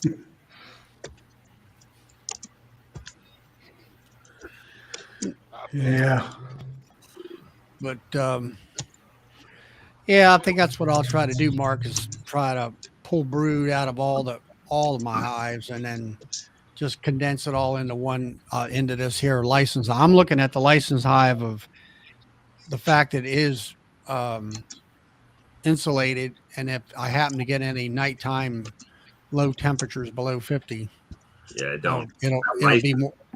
That be more protected. Framer too, Charlie, is just they don't care what it is outside because they're just in there just warm and doing the deal, Yeah, Yeah, I wish they would make it so they could you could use a ProVap or something like that without melting the suckers. Right. Right. And if That's it wasn't for hard. that, I mean, it's like my friend Ed up here in Pennsylvania. He's got, I think, like 32 10 framers in license, and he feeds them up in the fall or whatever, and he don't have any problems him starving because they don't use the food like they do. And that's what I noticed in that 6 framer nuke that I had out there a year or so ago. They were fine, because they were nice and warm and snuggly, Right. and they You didn't have, guys, no upper entrance or no upper entrance, no upper ventilation. I did leave one of the 4 holes in the bottom open for venting and everything. And Nancy said Ed up there, he doesn't even feed. I guess he has enough natural flow in the fall. Even They with do that great. self starter, I've got to keep removing frames out because they're filling it up and drawing the comb out. I got to keep taking frames out and putting blanks in. They're drawing. Well, that's good. That's new comb. what you want. You want new comb. That's Yeah. that's I wouldn't be complaining. No, I'm not. Well, even like those swarms, I put some foundationless in there, and they've got that thing. I mean, I Oh, pulled it yeah. out today. It was brand new comb, and they were festooning where the bees. It looked like you had a full frame of comb, but it was the bees just festooning in the spaces where there was none. I got 300 frames. Guess what all my swarms are going to be doing? Drawing Putting comb. comb on those 300 frames Yep. when the season comes here in a couple weeks. Well, it won't be long. Well, 2 weeks No. should start up pretty good. hey, Charlie, are you guys who out of you guys are allowed to use those oxalic acid strips, the cardboard strips that we were talking about a couple of weeks they're ago? not legal in here, really anywhere that I know of. But I mean, now some ask people. how many people will use them, even if it's not legal. Yeah. So I tell you what, it's an answer to your oxalic vaporizing or not being able to is start using those. Just So be warned. that was the chipboard, as they call it. I think it is. Yeah, but just be warned, it's not a way to get mite levels down. Look at it as more of a way to keep them at a level, right? So, Okay. but they work fantastic, and like I use them all year round, basically. Apart from maybe winter, I'll give them a bit of a break because they do absorb moisture, and that ends up dripping all over the floor. But I get around that by drying them out considerably before I put them in the hive. But it's still, if you've got your hives running real well, they'll be at a high humidity regardless. So, but yeah, that's it's one of the ways of getting around it. Yeah, last year I used Formic Pro, and then I came behind that with Aprivar for 6 weeks, and that was like mid September, I think, somewhere around that way. August, September. It might have been close to October. And then I started hitting them with oxalic acid vapor, I'll say later in late October, I guess it was. And going in November, December, and January. And, twice a month with vapor and all. I do have the sponges here. I bought the stuff. I just never got around to actually using it. And but they've tried to get that passed in this state, under a certain law, and the what would you say, governmental people, they don't want to stick their neck out, so they say no this and no that, so whatever. Yeah, So, Ohio is not a very good state for beekeepers. well, Really the ones that the sponges are is New York State, Delaware, and let's see, Vermont. Yeah. And but the guy who's in charge down here, oh no, you need to. He wasn't going to put his neck out on the limb, when it came to that kind of stuff. You need to go through channels and do all this other stuff. We don't even have where I live. We don't even have an inspector to check our hives. Somebody has to come from one of the other counties to cover us. And who knows in a year? 2 years ago, they came in the first week of March, and I said, "You're not even getting in my hives. There's snow on the ground." And last year they didn't show up until October, and they wanted to do mite checks. I said, "You're not killing my winter bees." I let them take 100 bees out of 3 hives. That was it. It's like, come on. Now of course, we're a pretty smaller state, and actually the state apiarist lives probably about a half an hour from, 15 minutes from my house. And she hires contractor type inspectors from different parts of the state. But even at that, it's sort of a rarity for them to come out unless you ask for them to come out and inspect. Now, she texted me and wanted to know whether I wanted to be on the National Bee Inform Partnership National Survey. So she came out, I'm going to say late October, I guess it was, or somewhere around that time. I forget what I was getting ready to do some other stuff. Anyway, she came out and took samples of live bees and dead bees and larvae and all that stuff. And I got part of the results back so far. No visual observation of any problems. And then they did about 1,100 bees out of 8 to 10 different colonies of dead bees, and they found 2 mites. So I got like a 0.2% infestation, which is like less than 1%. Yeah, I had zero mites. But, anyway, my program, it showed me that my Varroa mite treating program worked. And I find that it's gotten to the point where you need to, like for me, honey season's over in July. So I'm going to start treating, let's say the 1st of August or mid-July, and continue on with that with different products all the way till the 1st of the year, even into February. Right. But I've watched my mite drops, and I had little, by February, I didn't have anything. And so I ceased, treating them until. Yeah, I run about the same schedule, Charlie. Yeah, but it seems like you have to treat multiple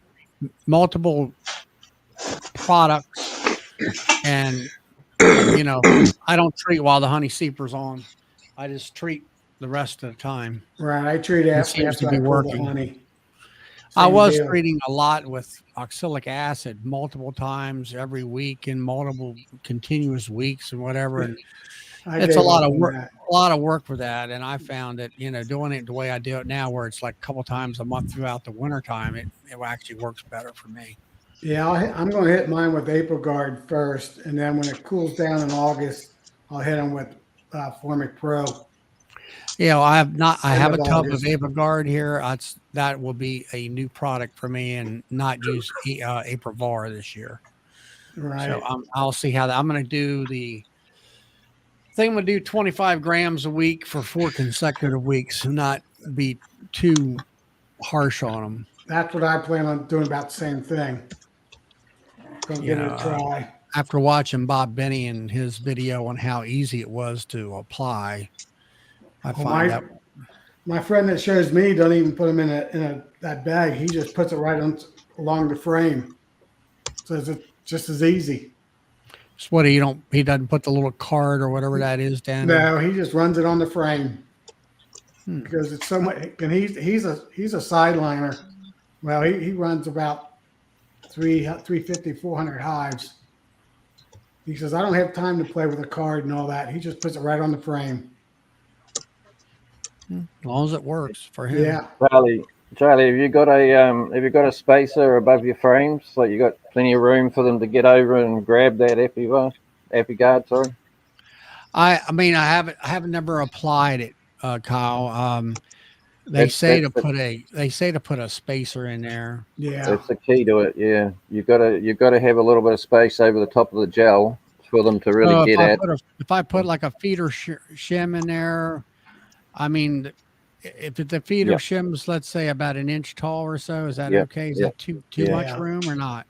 You know, well, it's more than enough, but you do need it because if you're squashing it down, they just don't go for it as much. I don't know why. It's just not as accessible, or it doesn't fumate as much as it should. Doesn't annoy them enough. So that's one of the keys to it. I think Bob Benny's got in his video, he's got shims on all of his covers, just to raise up the cover a bit. Right. Yeah, I put shims on my inner covers. I mean, of course, Bob has migratory with the shims around it, and I've put like half-inch. I think it's half-inch shims around the inner covers, and some of them maybe I had a half-inch, but it seemed like to me that was a little bit too much, a lot of burr comb, and I replaced them with like a 3/8 shim, something a little bit smaller. Because you have to kind of take in consideration the frames are a little bit lower than the top of the box, and then you have to adjust that shim because of that. And because I always I put them on there because, like you say, it's one less thing to worry about equipment wise, and then you can put your pollen patty underneath there, or you can put, anything else like a sugar brick or shim. And I put on my nukes here, I did put a feeding shim because I had made up some sugar bricks that were a little bit thicker than they should have been. And I went ahead and did it that way. Actually, I found out that, like you say, you put the brick on there with that feeder shim. Now they got room to go up and completely encapsulate that sugar brick all over top. They can, actually, I find it's much better. As far as it's easier for all the bees to consume the bricks, and they were completely encapsulated with bees. And I run a 1-inch shim for my winter time just so I have enough room. Well, I only put them on there when I need to feed. My 10 framers behind, like I say, they have plenty of. They got like 5 or 6 frames of honey in each one of them, and then the nukes were the ones that were. I found maybe they were getting a little. Some of them weren't too bad, but some of them were lacking in food. Right. So I started making sugar bricks, and then I was one thing on my videos. This time last year when I first got started, I made sugar shims in multiple ways. I took a shim and I just packed about a 3/4 of an inch or a half-inch worth of sugar in that frame and put it on top. And then I did one with a half-inch hardware cloth underneath, and then put a spacer underneath it so the wire wouldn't be bent down. And I put newspaper in and then sugar. Well, then I found that the bees had yes, the paper would get wet and then they would kind of eat at it, but they didn't seem to find the sugar that well.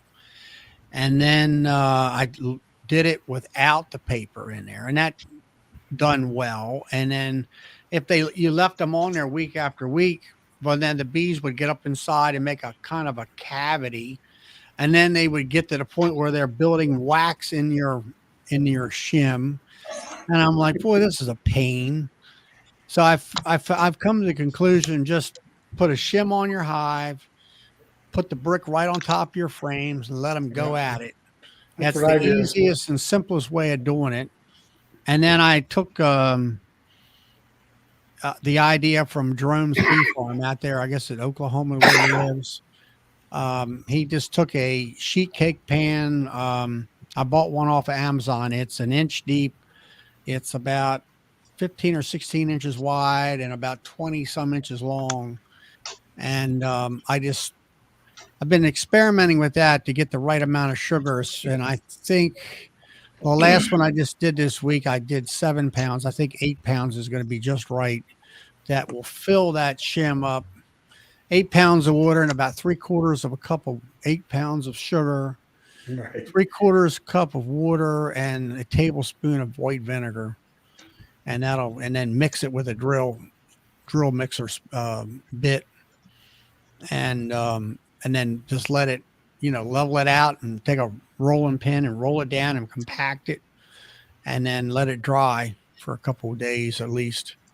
It'll get right now. Actually, I have in the top box of that refrigerator, where the bottom box is the hot box for my honey. There's enough heat coming up through that area, going up into that freezer compartment where it's warm up there. So I stuck that sheet cake up there so it'll dry out a little faster and then get nice. Right. Nice. I and run hard. 10. I do 10 pounds, and I put 1 cup of water. So that's I do. Well, the 10 pounds is just too much sugar for that size sheet cake pan. Gotcha. And I thought I was ordering that there was 2 in a package, but there was only 1. So I have to, that's one of the things I want to get another one of those for the bees, so I can have a couple of them made up. And I've got it marked out to where I think I can get 15 blocks of sugar out of each one of them sheet cake pans. Gotcha. And, but I had one year that I lost a lot of my nukes, and I think that was probably one of the biggest reasons. I didn't realize that they were eating their food up as more than what the bigger hives are. Right. So, Yeah, we had that week-long cold spell last week, and I saw more and more reports of people saying they lost their bees because they ran out of food. Well, here it was 5 a Sunday. days. We had a Sunday that had, I'll say it was 50 degrees, 55 degrees, might have been close to 60. That was the day I made sure I went out there and fed the nuke. And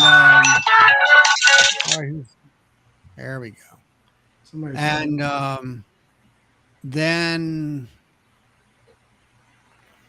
I guess it was yesterday. I went out. No, it was the day before that. Yesterday was Thursday, so it was Wednesday. It was about 50 some degrees, and I went out there that evening. It was, wasn't too bad. It was getting warmer. I went in there, and some of them needed feed, some of them didn't. Yeah, I checked all mine yesterday, and 2 of them was completely out. Yeah, I had a few of them, and most of them had something in there. Yeah. And you have to be on. I mean, that's the one thing of being a good beekeeper. You got to be there when the weather's right, and when the bees need you to be there. And I went out there about every 4 or 5 days. I'm out there, and hopefully, usually the weather's just right, and go out there and open them nukes up. Just pull the tops off, put the darn sugar in there, and close them back up. Smoke them down so you don't smash anybody. Luckily, this winter we've had about every 2nd or 3rd week we've had a 50-degree day all through winter. Yeah, pretty much. And so this year, I've kept up on that. I had one Sunday where I had one nuke out there. It was like 2.5 frames of bees, and I looked and looked. There's no queen. They were dwindling, and then I knew there was another nuke. I found the nuke that they had brood and eggs, and there was a queen, but they needed more bee power. So I just put those frames, transferred that one nuke over into that one that needed bee power, and that helped that hive out. I mean, those bees that I put in there, as soon as they got inside and smelt that queen, they were going up the frame and across the top of the frames and down over where all the brood was, and said, "Well, we're going over here." They were missing that queen. Well, we had that cold weather a few days ago, and I saw 2 of my hives pulling out the cold brood, but they couldn't keep it warm. Mm-hmm. Now, most of my bees are pretty. I got good cluster size. I got one 10 framer out there that just doesn't have. When you open up the top, just to take a glance, the majority of all my hives are completely just a sea of bees. And then I had this one. Yeah, there's bees there. They're down in amongst the frames, but they just don't have the volume of bees in there. But I'm doing pretty good this year so far. Yeah, same deal. And all that, but that's the main thing is people recognize. It's new beekeepers recognizing looking at the beehive and recognizing, is there a problem in that hive? Right. And all. They might see there's bees in there this week, and next week they're all dead. Well, they didn't see the fact that they didn't have any food, Right. or they're like, oh, it's 40 some degrees. I said, well, you know what you want to do. Open it up, pull the frame up, look, and if it's empty and empty and empty, right. Or let's say there's brood on the frame, you pick it up. I can pick it up just about halfway, and if you see cat brood, and you might look sideways and see a little bit of white in there, which would be larvae. I said, that's all I need to say. Put it back down there, keep it warm. Right. Or if it's really cold out or whatever, and you need to feed because it's been a while, you just raise it up, smoke them down a little bit, slide in a little sugar brick in that feeder shim and close them back up. It should take no more than 30 seconds. Right. To do I that. didn't go that far. I go back and I tilt the back of it and I go, holy moly, I can pick it up with one tinky finger. Then I know they're out of honey. Yeah. There's no sugar on top. I add some to it. Yeah. Well, I just keep feeding. I don't do a whole lot of babysitting. I let them go. Yeah. Well, them nukes, I'm trying to sell them nukes. So I don't want to let them go, Mark. Yeah. Well, the nukes I'll take care of, but the rest of them, they're on their own. Yeah, I was talking about more than nukes too, for the most part. Well, I try not to babysit them. I just it's like talking to Brad and James and everybody, all the ones that are mostly more or less, I call them all commercial folks.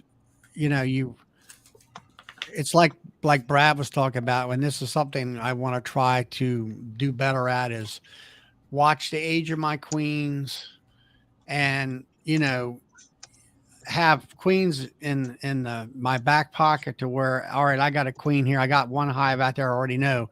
It looks to me it needs a new queen. It's not queenless yet, but I don't like it doesn't have the bee power like the rest of them as you open them up. So that one there, it's going to get a new queen, and that's the kind of stuff that you have to learn and recognize, and then also try to make notes that, know what your queen age is, and if it's after 2 years old, get rid of it and get a new one in there.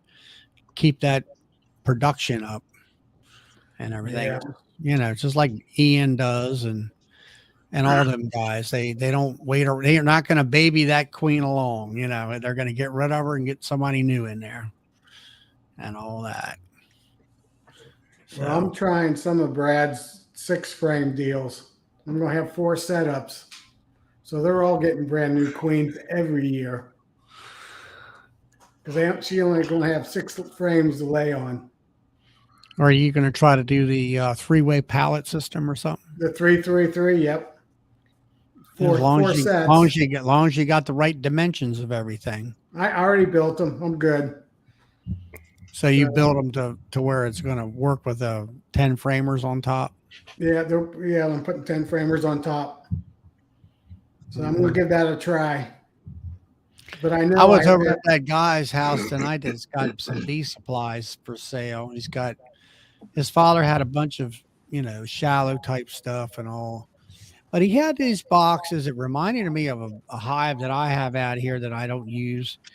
And it was like you had a 10 framer in the middle. It was a box that was very rectangular, but it had a 10 framer in the middle.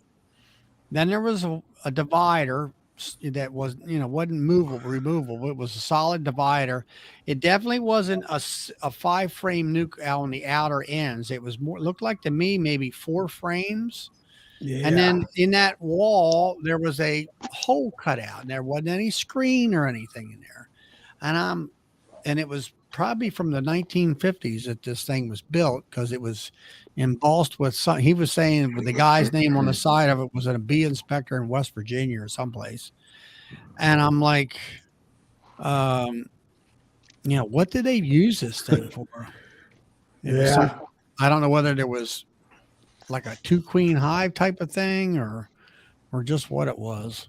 Well, what I'm planning on doing when I pull the honey, like 4th of July or that, in early July, I'm going to put another 6-frame box on top of it to make it 12, basically 12 frames, 6 and 6, and let them pack that with honey, the fall honey, and feed them, and then overwinter that queen.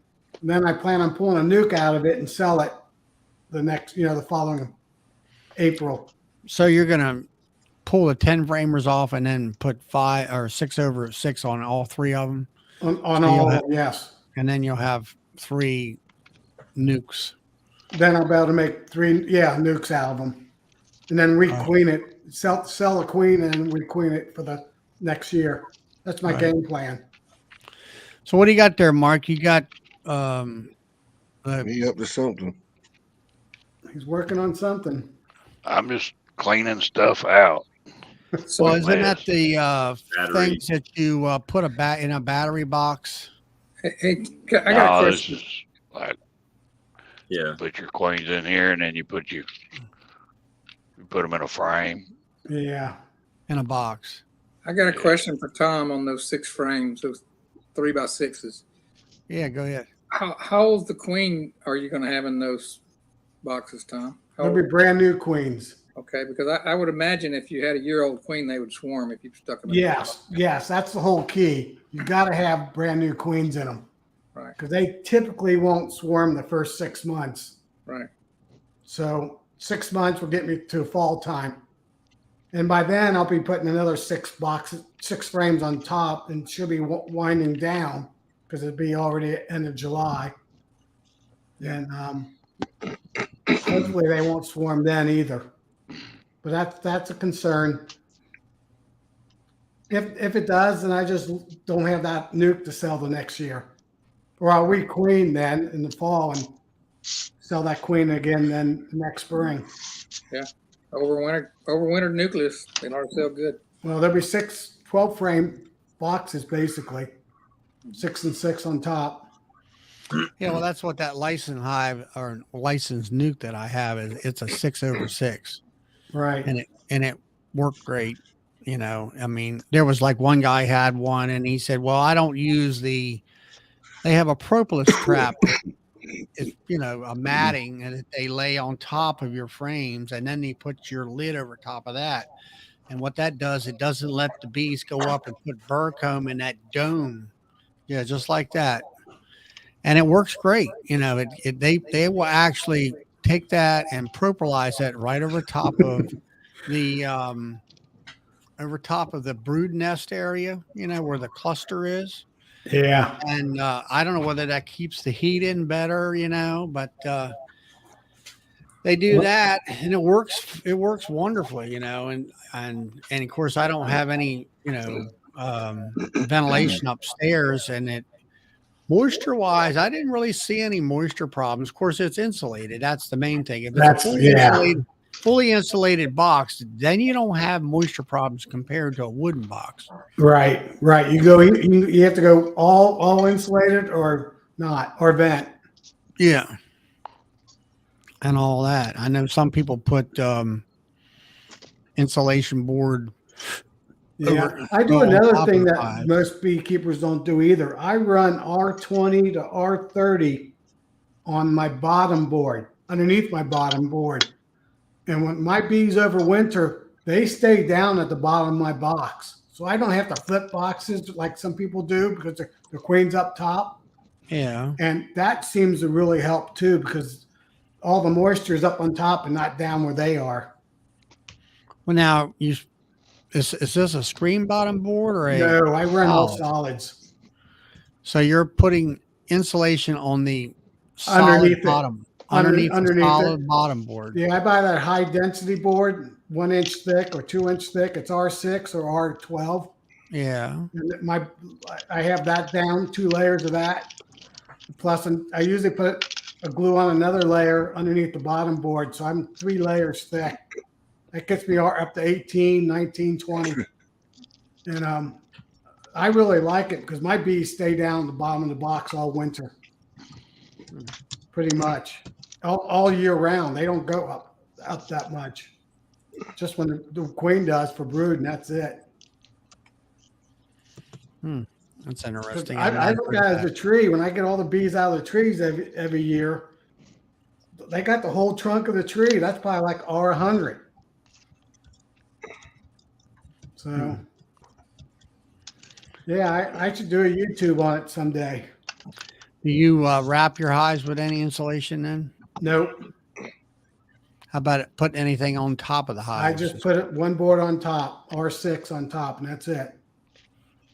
So you have R20 in the bottom and R6 on top.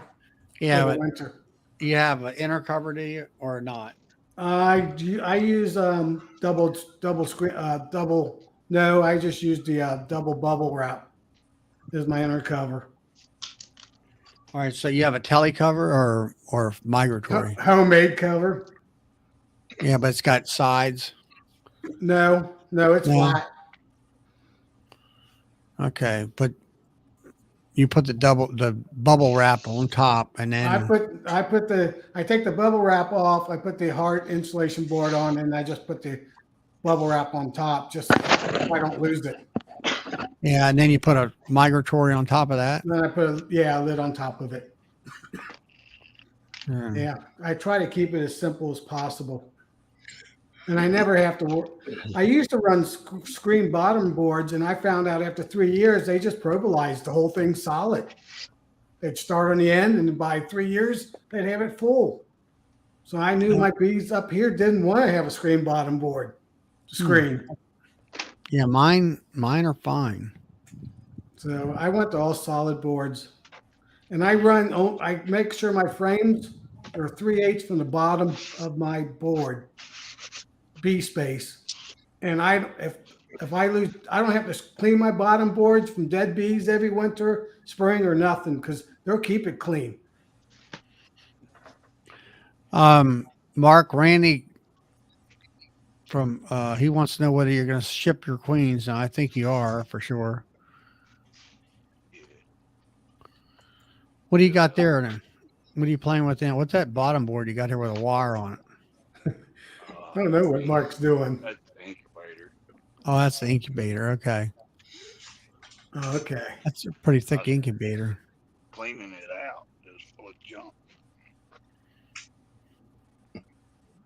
Oh, M&J wants to know about your entrance size. Oh yeah, I run all year round, 3/8 height by inch and a half wide. Year On round. my entrance. And in wintertime, I run about 1/2 inch. I put a little block in front of it. That's all I run. Because if you cut bees out of a tree, you know how big their entrance is? 3/8 by 1 inch. They'll profilize it down to that size. Right. So I just mimic what they do naturally. Well, that's like most of your, like Brad and James, they have their palette, and even Ian and all, they normally have I don't know, it looks like to me about a 2 or 3 inch opening, and that's it. Yeah, I run about 1.5 inches. I don't have to worry about mice getting in because it's only 3/8 high. I don't have to worry about any of that stuff. Yeah, I have a entrance reducer for the winter. It's a mouse guard / entrance reducer combination. And it's a 3/8 by 3/8 slot. I use it with a dado. I saw it in there with a dado saw. I put about 6 of those in there, and the bees can get in and out, and plus they keep all the the air out of it and stuff. Right. And if there happen to be one get in there, or a dead one or whatever, they still have multiple openings to be able to get out. So it works well for me. Right. I just try to make it I work full time, so I run 30 to 40 hives. I have to keep everything as simple as possible. That's where I'm at, about 30 hives. So I run 3/8 high trim on my bottom boards, and that's it, because I want those frames down almost to the bottom board, just at 3/8 of an inch. And they'll pull all those dead bees out. Every one of them. Mm-hmm. And if I go to check on them, they'll be clean as can be. And I usually don't have that many dead bees down at the bottom because I think because they stay down at the bottom, or they're cleaning them out all year, all winter long when they can. That way I don't have to worry about cleaning it out in the springtime.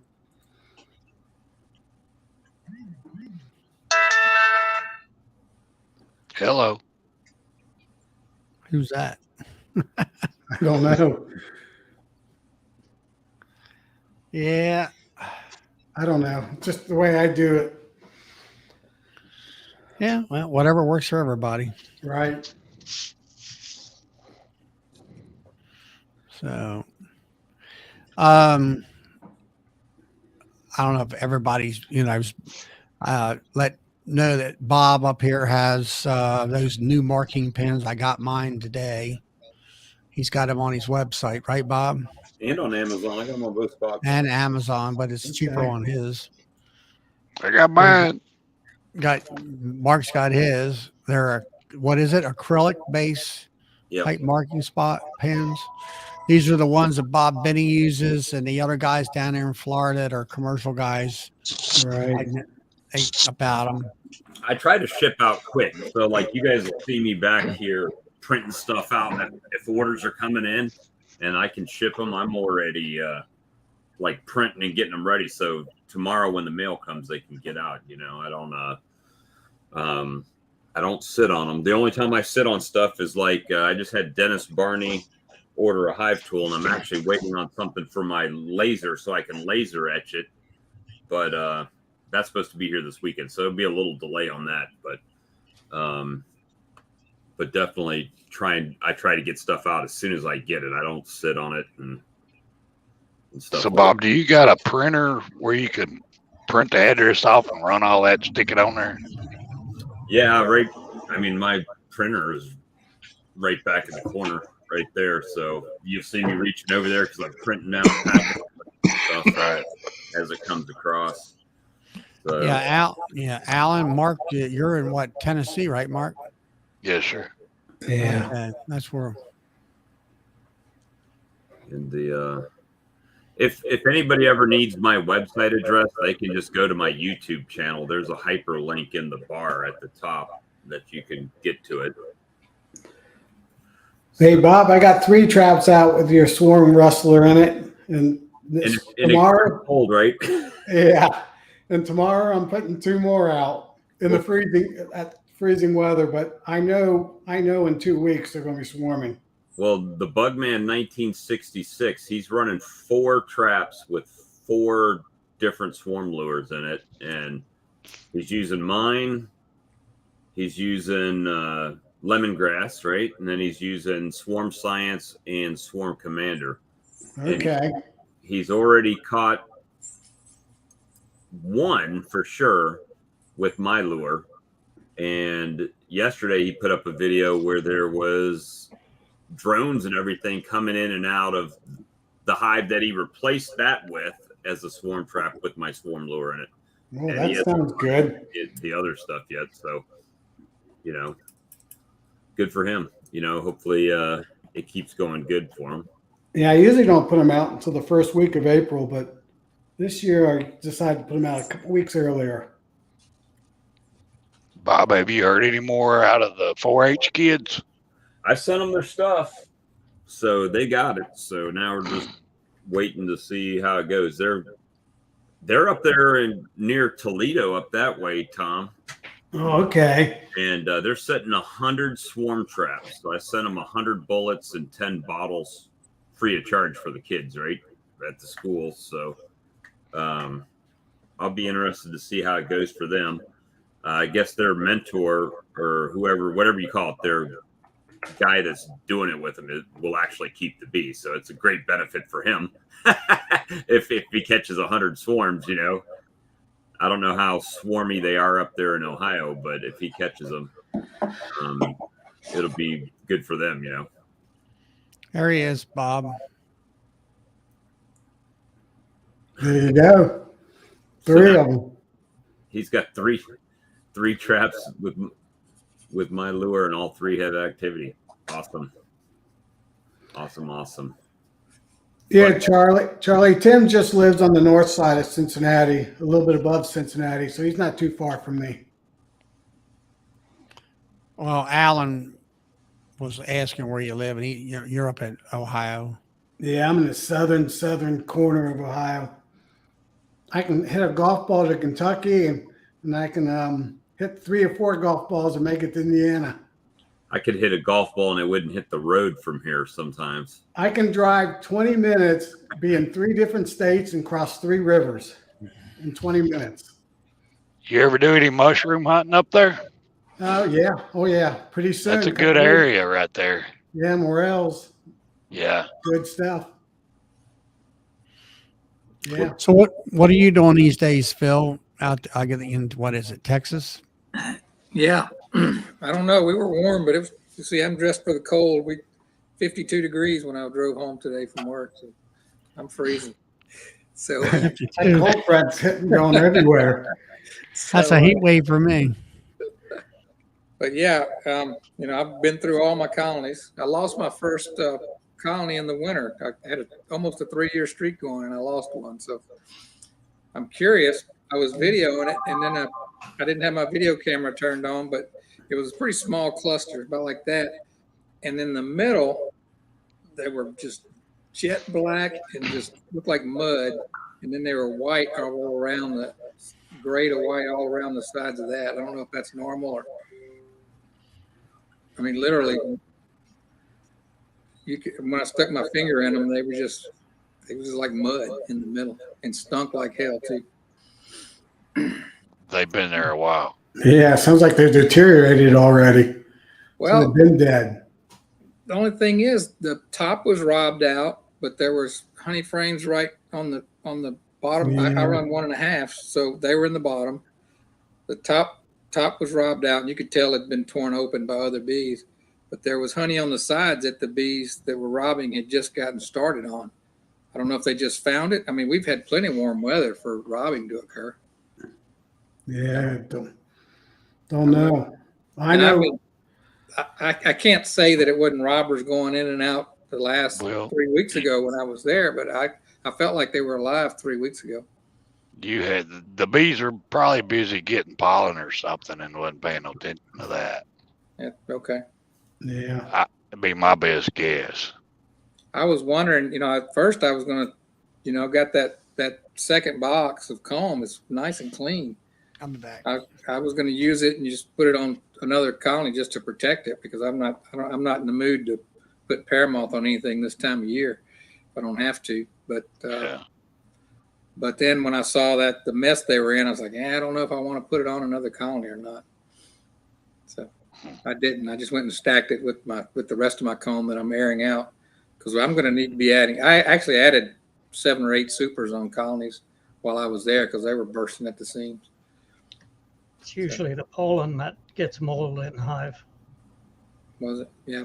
This was just really right in the middle of the cluster, about that big around, like jet black, wet, stinks, and then outside of that was white to gray, and it was a distinct line too where it changed. Oh, that's weird. It might have been brood underneath them that caused all that wetness. I don't know.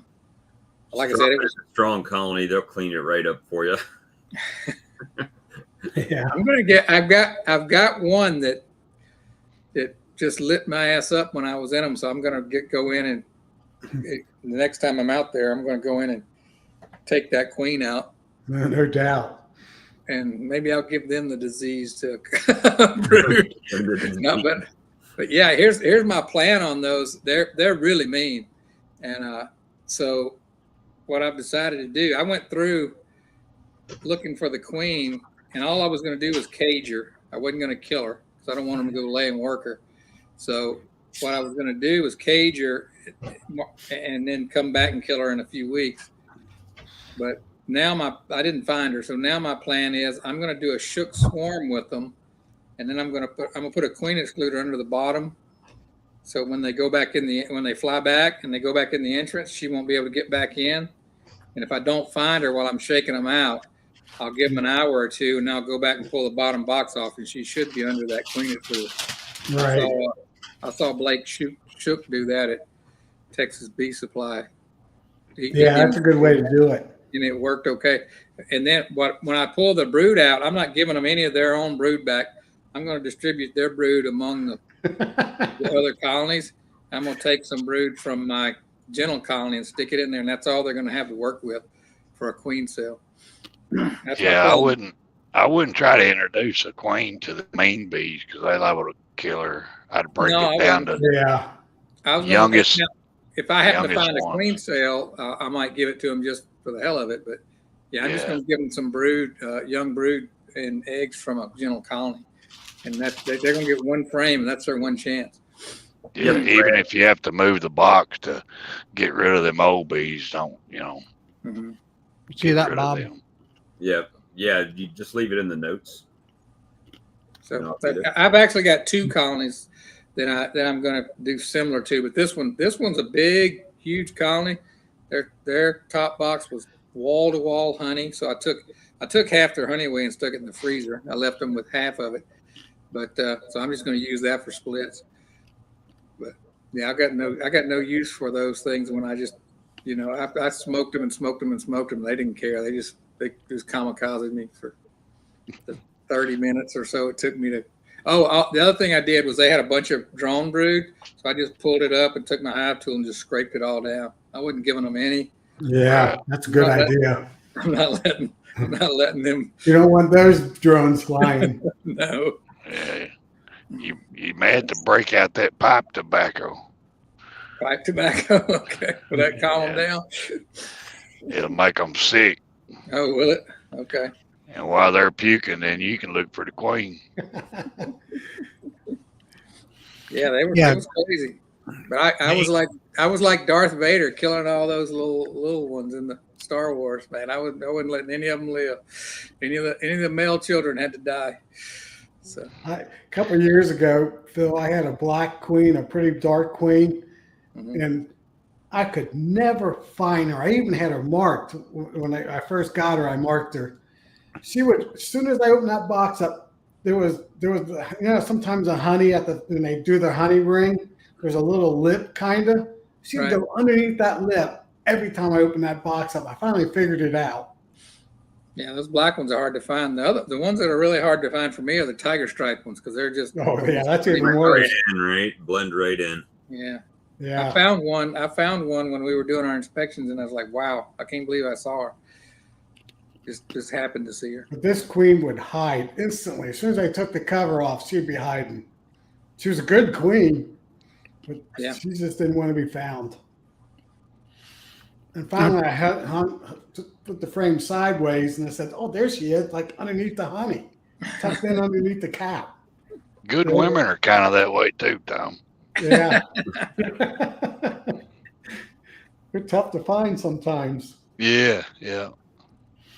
Now, clueless beekeeping. The way I keep the population up in my 2 framers, I lock them. I make sure they have good cap brood or emerging brood and honey and stuff like that in there, and then shake some bees in.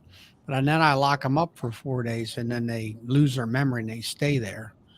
And in the meantime, put your cell in there like that. And because she's not going to fly right away anyway before she gets out and gets mated. So that's how I do it. After 4 days, then they come out and they stay in that hive. Right. I was expecting to go out there, those cells that I bought a few weeks ago, to see some eggs in there today, but I didn't even see the queens in there today. So the cold weather may have delayed them on going out on their mating flight a little bit. So absolutely, yeah. I'm imagining they all said, "Oh, today's 65 degrees. Let's get out of here for a little while." So we'll see. I'm not too worried about it because I got cells coming, but it's just the point that, don't like to waste that money either way, right? So have you had a lot of wind, Bob? Later on in the afternoon today, it got windy, but it wasn't bad earlier. So I lose more to wind than anything, seems like. Just blow off course. He's got his bees locked up in his kitchen because of the cold. Yeah, Bob, Charlie, I actually moved the hive today because I knew they wouldn't be flying today. I know they won't be flying the next 2 days. They won't be flying until mid-afternoon Monday. And I figured by then they'll be lost their memory. Yeah, I mean, most people they find that like, really, you lock them up, Oh yeah, and I'm like, well, think about it. Your bees are locked up for months on end in the wintertime. And that's right. why they come out and do reorientation flights in the springtime because they forgot, you know, you might say where they live at, they have to reposition with the sun. Right. And you're artificially making the bees do that, you know. The main Right. thing is don't do it try not to do something like that in severe hot weather. Yeah. I mean, I got my 2 framers have 2 big ventilation screens on the bottom, and then I also feed them. Right. And then if it is somewhere where it's going to be severe hot, and of course they're in 100% sunlight, I'll actually find like a board or something and put like a roof over top of them so they, get them out of the sunlight and kind of keep them cool. Right. Yeah, I always put my nukes all underneath my mating nukes all underneath trees. So you get the morning sun and that's about it of the overhang. Yeah. So you don't have hive beetles there. No, I don't have to worry about that. Not until August. You put them in shade here, boy, you're going to have some beetles for sure. Yeah, luckily our winters are cold enough that we don't have to worry about that stuff until the fall time or late summer.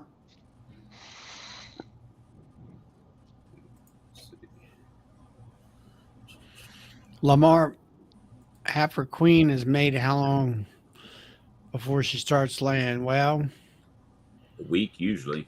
Yeah, about a week, I would say. Well, she won't fly until she's a week old, 6 days. Yeah, well, at that point in time, her wings have to get dry and her exoskeleton has to harden, and then her ovaries and whatever have to develop, and then she'll fly and get mated. Right. Assuming the weather is good. Yeah. But she has a window, I think 14 days after that. There's a window. If she doesn't get mated, she'll never get mated. Yeah, I think that's like you say, 2 weeks or so. You mean she don't turn into a cougar after a certain age? I got a good quiz for you. What's the difference between a mated queen and a laying queen? A mated queen and a laying queen? A laying queen got mated well, and a mated queen may not be mated well. The fertilization. Come on, Charlie. I know you know. What I was reading, what was it now? Well, what's the difference? She's been inseminated, but a laying queen, just because she's mated, she hadn't started laying yet. Usually they She could be laying nothing but you're close. Drones. A laying queen, you just took her off of the cone, right? She's laying. Right. A mated queen's been off of that cone for about 24 hours. She's no longer laying. Right. So when you introduce her, she's a mated queen, not a laying queen. Oh, okay. And there is a difference.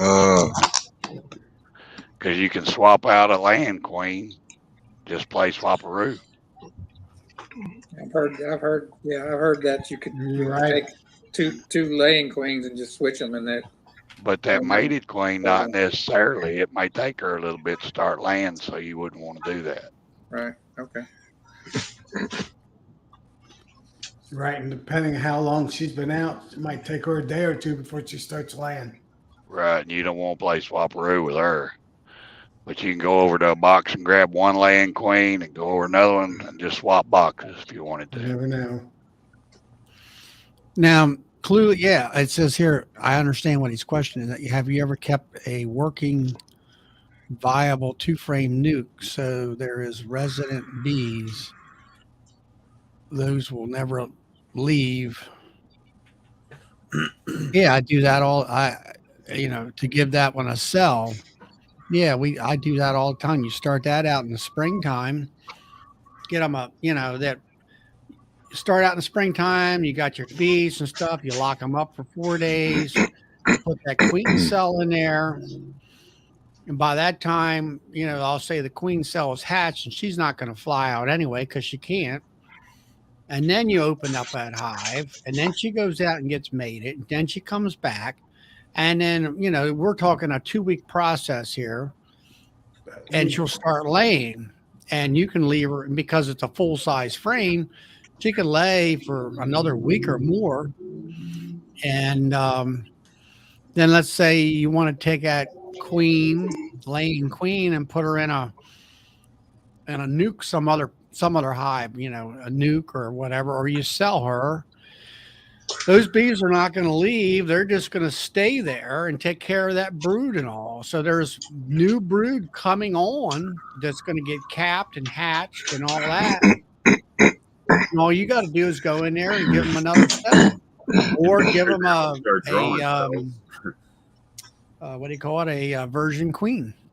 Right. So yeah, I mean, I'll have 20 boxes like that. Right. Every 3 weeks, you can put another queen in. Selling. Yeah. Right. I'll have 20 boxes like that, 20, 30 boxes. I've got the boxes. I just don't have them set up like that yet. At least 5, 7 of them are set up like that right now. Yeah, you're set, Bob. I've got the stuff, just don't have the bees to populate all them yet. Right. You were just complaining about your triple deep Italian bees. Use those. Well, that's one colony, but they haven't populated that whole thing yet, right? So as soon as you get them nukes in, Bob, start splitting right away. Take a frame out of every one of them. Drop an empty in. Right. And then pull from them. Would somebody say something? I think Tom or somebody was starting to say something. No. Yeah, so I'm waiting on that to get here, right? So needed an insulate placement. Yeah, Mark complimented my area. I cannot get away with 2 frames. The queens aren't good enough, strong enough to make the mating flights. My numbers don't do very well making it back. I need at least 3 frames, almost 4 frames of bees for that 1 week when she's getting stronger. It seems that way. Whenever I do 3 to 4 frames, my numbers go up to 70, 80%. If I go down to 2 frames, it's 50%. It just seems like they're not as strong or whatever. I have so much wildlife in my area. It's unbelievable. So many birds, mockingbirds, bluebirds, you name it, eagles, hawks, owls. They just have a hard time. You say the population in the hive, as far as her getting mated, coming back and all? Yeah, on the mating flights, that week after they emerge. Yeah. Are they raising that queen, or are you putting a cell in there? I'm putting a cell in. Yeah, I talked to Gus and I've talked to some other people, and they said, yeah, that's usually the case sometimes. So, and I kind of. I don't understand what that would have to do with her coming back. Well, I think they said that having more bees in there, she's she's raised better those 6 critical days. Okay, so here's the question. Then how do they get away with it in those little styrofoam cubes like Jose uses? Well, different environment. I mean, different environment. I have some of those styrofoam cubes, and I stopped using them because I would get the queens wouldn't make it back. So then I went to 2 frames, and that was better. But then I went to 3 frames, and it's a lot better. Well, one of the things we don't know. One of the things we don't know is we don't know that them bees that were in the box that she left behind We don't know if them worker bees don't fly out and communicate with that queen and bring her back. We don't know that yet, you know. No, And I I've had never seen it. somebody, what was it, Fat Bee Man or somebody, he kept talking about where the queen goes out and gets mated and she'll bring back More bees. more bees. And I've never seen that before, I don't think. There's something to it. I don't know what it is. Charlie, I had one that flew back and she landed. I have a little tree in front of, I had a little oak tree in front of that hive, and she landed on that tree.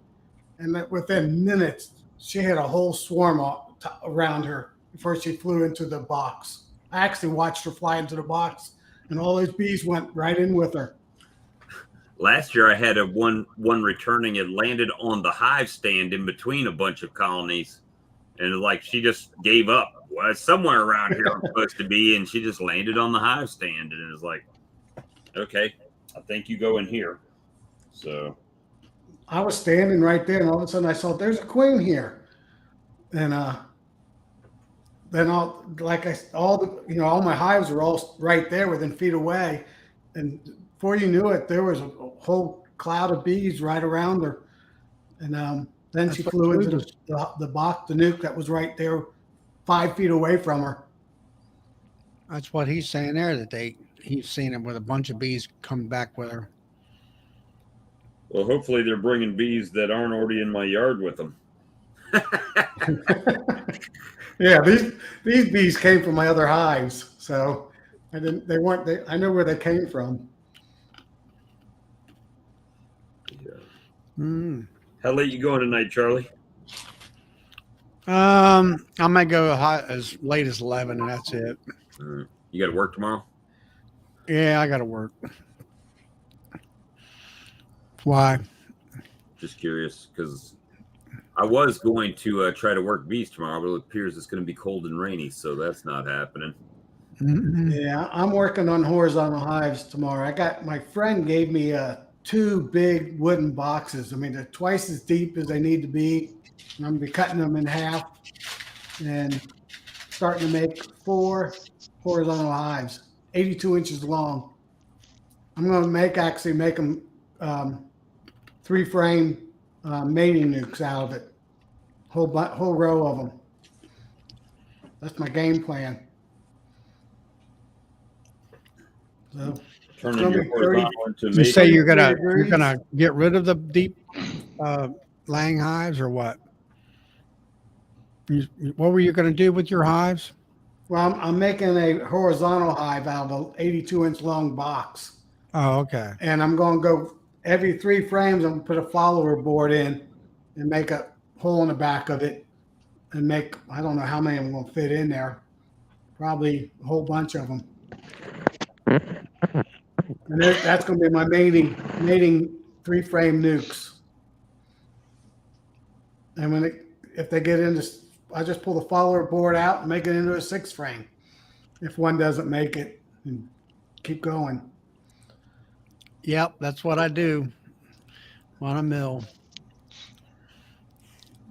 That's my game plan, at least. So I'm going to be doing that. I have a heater in my barn, so I'll be cranking it up tomorrow. Right. I Get know out there and do some work. one of my members, she had her husband make her a long laying hive, and of course now she had some back issues now, but it's well insulated and everything, and they survived quite well. Yeah, mine's going to be well insulated. I got the room to do it. So that's my game plan for tomorrow, since it's going to be a cruddy weekend.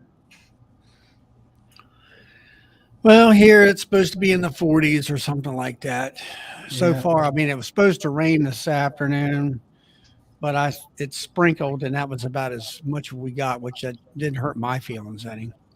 It's raining here right now. Really? Yeah, Well, maybe it I'll rained probably all get day it tomorrow. today here. Like I said, I went from 50 down. Well, now it's 33. I think tomorrow's high is 33. Right. And tomorrow's upper 30s, so not much better, a little bit better. So no bees flying the next 2 days. Good. Maybe they'll eat some of the backfilled nectar and pollen they've got in my colonies. Give the queen some room. Yeah, yesterday my bees were bringing in all kinds of colors. Off-white, light green, yellow, orange. I saw a bunch. Almost green. So there's a lot of stuff in blooming. Yeah, clueless as far as scrap lumber. Like the bug man said, find a construction site. You might do some dumpster diving, but everybody's using plywood and things like that anymore, it seems like. I don't like plywood. I try to go with solid wood. Yep. Pine or maple or tulip poplar. Yeah, as far as the bee box, of course I buy them. They're pine. Yeah, pine's most of it. And all that. And all that kind of stuff. But yeah, I don't know, if I was kind of starting all over again, I think I would lean towards the polystyrene hives. They seem the bees definitely do better. And but they're not cheap. I mean, not really. But if they last a long time, I guess that over time it pays for itself. But the yeah, clueless. I buy boxes. It's actually cheaper for me to buy boxes than it is to fool with anything else. No, I had to build all my 6-frame boxes because you can't buy any 6-frame boxes. Not regular, right? You got to buy them in poly, like I did. Yeah, not in regular wood and wire. And then you got to find the 7/8 inch boxes that I found at Better Bee to put on top. So I made 24 of them. 12 bottom boards, 24 6-framers, and 12 lids. Well, Ian and all those commercial guys, they say that it's cheaper for them to buy the boxes and build them than it is, outside of Bob Binney, because he's got like a whole crew that does nothing but woodworking for him, right? So yeah, he's got a whole wood shop. That it's cheaper for them to buy the boxes, buy the pallet, and assemble them than it is to make them and cut them and everything. So no, you count your time as money. Yeah, it just depends on your situation. Well, that's the thing, it's like when I buy boxes, I buy them assembled because I try to. I mean, yes, I can assemble them, but I don't know. I value my time. I mean, I guess it's like this. I work 5.5 days a week at the mill, and I don't want to look at another saw. I don't, it's, it's like commercial, like Ian Stepler and all them. I'm sure, they're doing bees, but when it becomes a job, it's just to the point where like I don't want to even talk about bees, if they're at that point. Right. I'm surprised that Ian does jump on these different chats, I'm just the opposite, Charlie. I love building everything. I build my own frames, but really, I get it. If I worked at a sawmill, I wouldn't feel that way. No, I just, Joe, I had the same deal with streaming. I stare at 3 monitors all day, and I'm programming all day, and then I sit here in the evening times staring at another screen. We use the same supplier that Ian does. Look at there, we're twinsies. I buy unassembled, and I assemble. It doesn't make any sense economically, but it's just a lot of fun, to build your own stuff. Mm-hmm. I guess,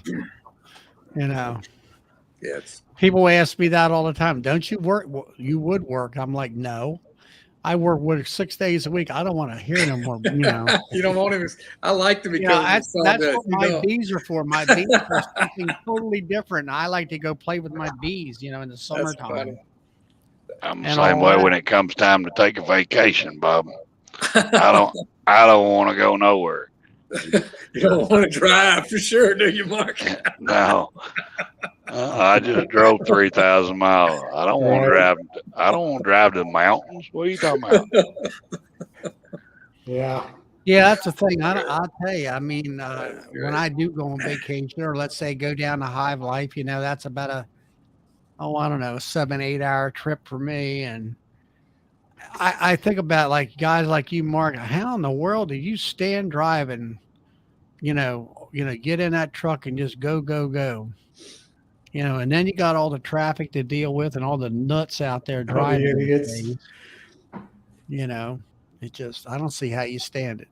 See, next time you go on vacation and your wife wants to drive somewhere, you just do it like you're truck driving.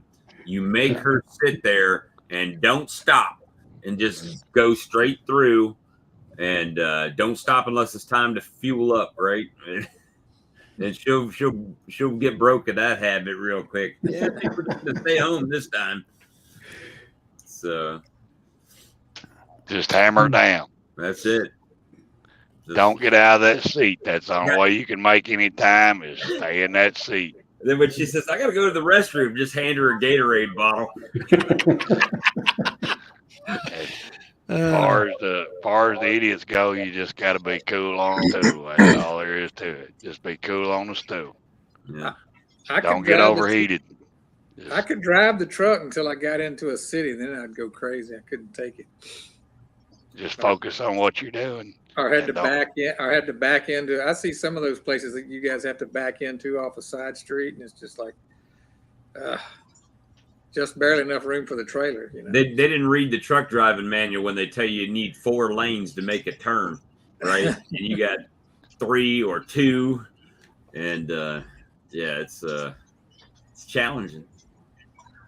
But how big of a trailer you got? 40 foot or 45? 53 foot, I bet you. 53. Mm-hmm. Yeah. Turning radius is 110 feet. It's I don't know. I definitely didn't have the experience that Mark has truck driver. We were talking about that last night, but it's and people, if you're trying to make a right hand turn in the truck, and you need 4 lanes to turn, and they pull right up to the line, well, you can't turn. So then you're pissing off the people behind you because gas next to you, is right up on the line. So you're just waiting. You push them, and they will go backwards. Oh yeah, trust me, they'll go backwards. They have reversed. Yeah, my youngest son drives a salt truck plow for the county I live in, and he runs 18 tons in this truck, and he says, they don't get out of my way, I'm just plowing them. We don't even have a salt truck in the whole state of South Carolina.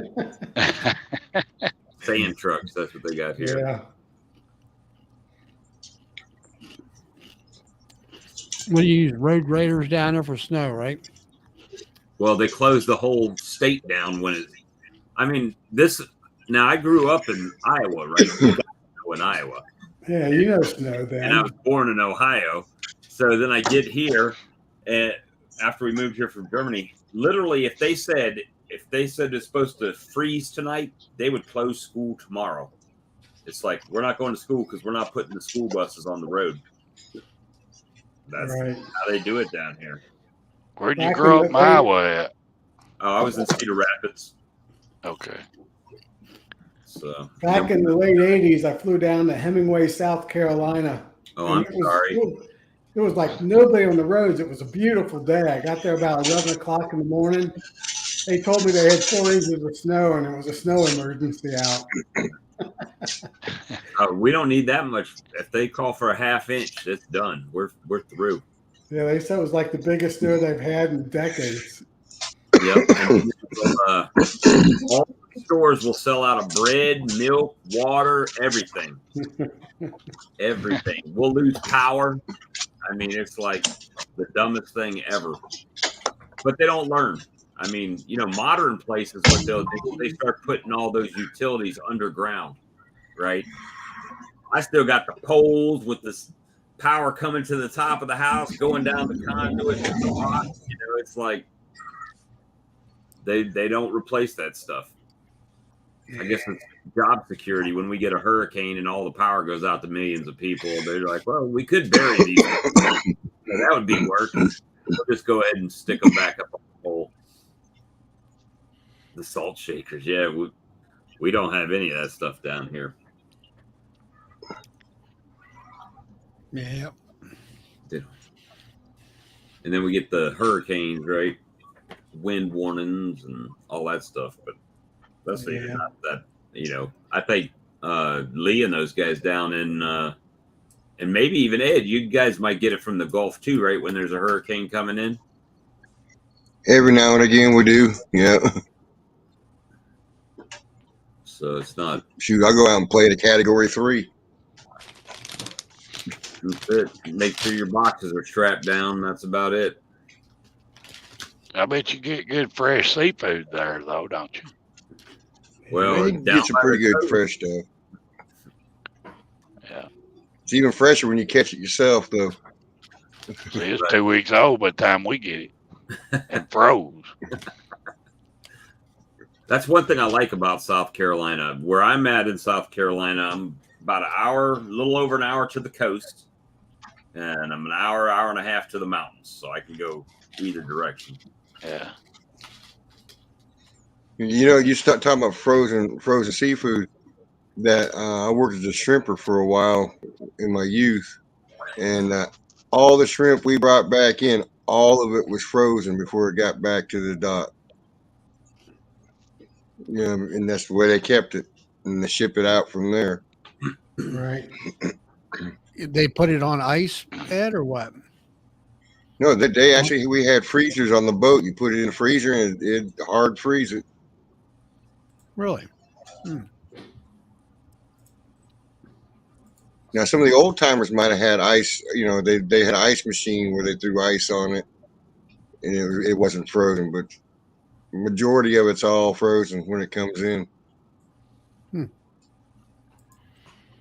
So then you did well. That was what, shrimp, you say, or type of fish? Well, shrimp. Well, fish is usually like a live well. They'll drop fish into to keep it alive till they get in. Mm-hmm. It's usually how the fish is done. But shrimp, they'll freeze. So is that, you know, they had the nets and everything like that where they would, you know, the shrimp would come out on, you know, where they dropped the hand cull the shrimp right off the deck.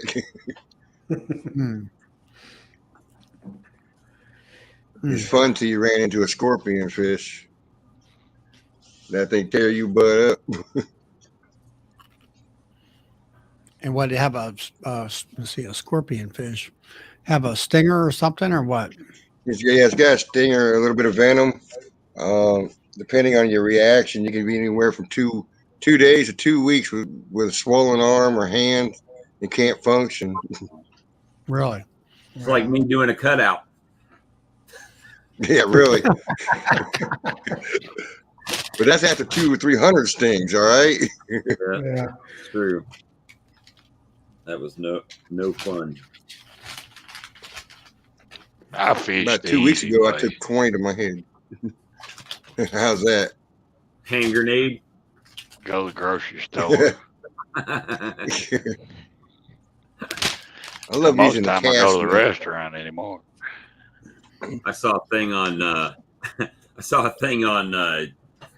Facebook where it had a guy. He said, "Man, I went fishing today," and he had this bunch of fish laid out on the ground. He said, "All I had to do was put on a wild game and wildlife uniform and go down to." And he was finding people that didn't have fishing licenses and grabbing all their fish off. Yeah. Docks. Oh. Said he got new rods and everything.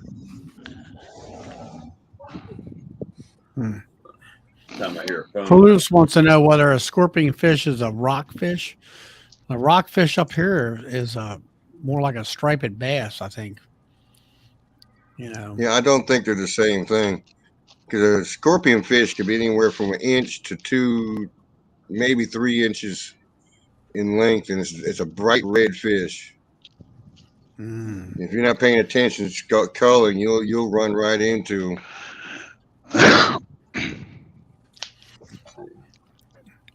Okay. No, rockfish up here on the Chesapeake Bay is more of a, fish about that long or more. This is how we catch them. Pipe bomb. Thermite. Noodle.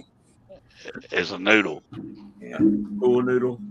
It's got your weight on there. You just toss it out, and it unreels itself. And when the fish bites it, it just stands up. You just go and pull it out.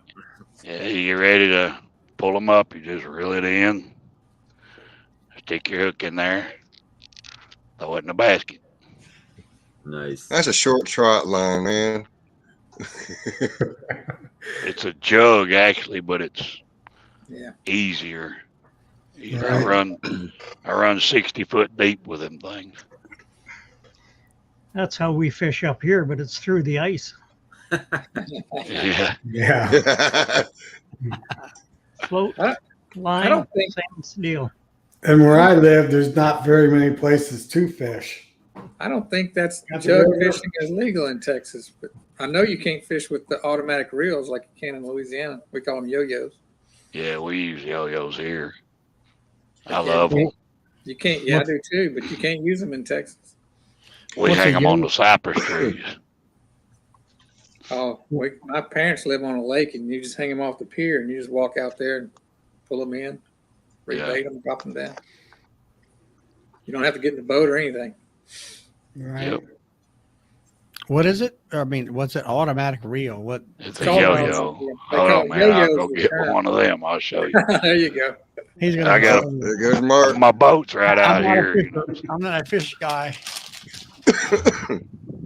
My cat just knocked over a whole box of them the other day, and it's a wonder he didn't get tangled up in them. Yeah, we either Yeah. got to drive 3 I hours down guarantee you, to he's got them Kentucky hanging in a 5-gallon bucket. or drive down to Tennessee to find a decent sized lake.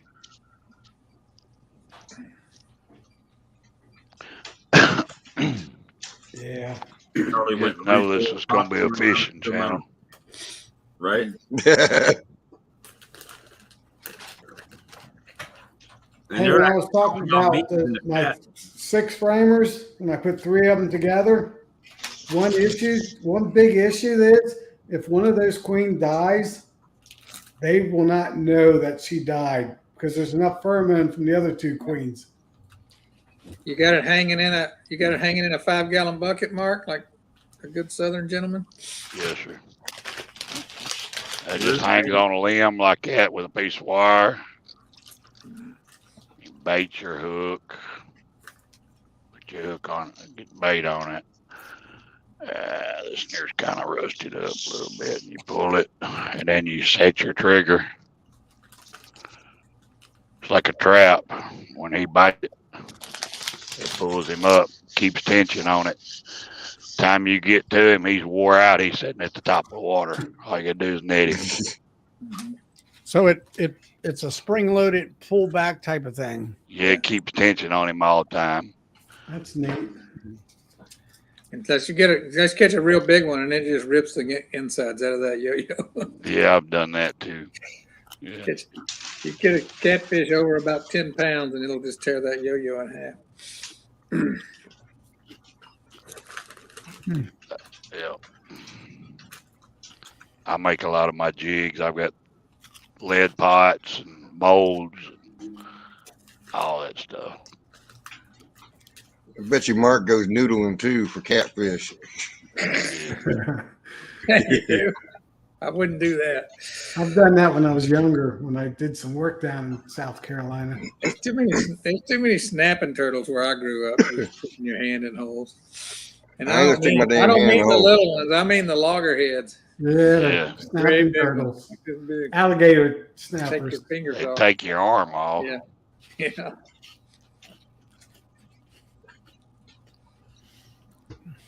I've heard stories of people throwing their leg in a hole to try to catch a catfish. I'm like, Yeah, no, look no, there. no. James has showed up. In the chat. Who did? He's been driving today. Oh yeah. Where you say he going to the town called Calvary or Calgary or Calgary. Calgary? Mhm. Is that where they had the Olympics that time? It is. Yes. Yep. Isn't that the place? Isn't that where the bobsledder got killed or whatever? Was that back in the Bruce Jenner days? Dinner was Summer Olympics. That's when the stem was still on the apple. Yeah, that's what I'm saying. Oh, he was tough now. There wasn't no doubt about that. Calgary Stampede. Can't deny that part of it. The Stampede, that's their football team, right? Yeah. They have a big rodeo every summer, Calgary Stampede. Oh. One of the biggest rodeos in North America. And the Flames is their hockey team, isn't it? Yep. I like rodeo. Stampeders is their football club. Let's see. I know James was going back to Global Patty today. Get some more patties with apis in it this time.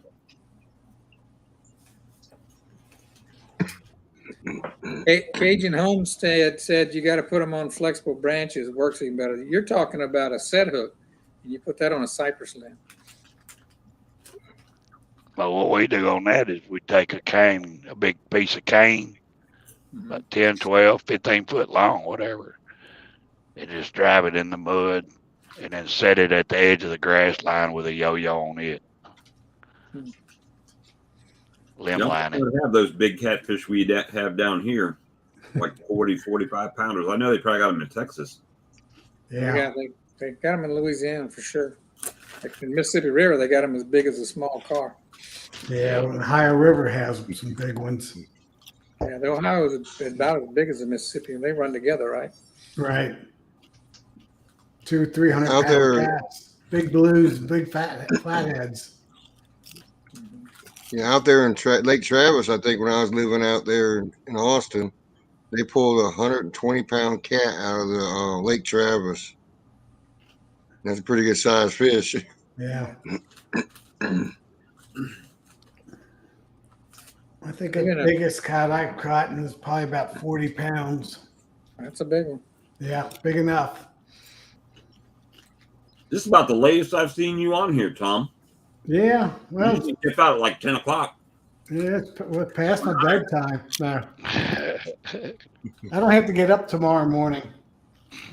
When I go to work, I get up at 5:30, 5:45. Mm-hmm. You find on Saturday your body doesn't know that's not a work day, and you still Saturday I'm off. This Saturday I'm off. I don't have to run anywhere. The big ones taste too oily, Cajun says.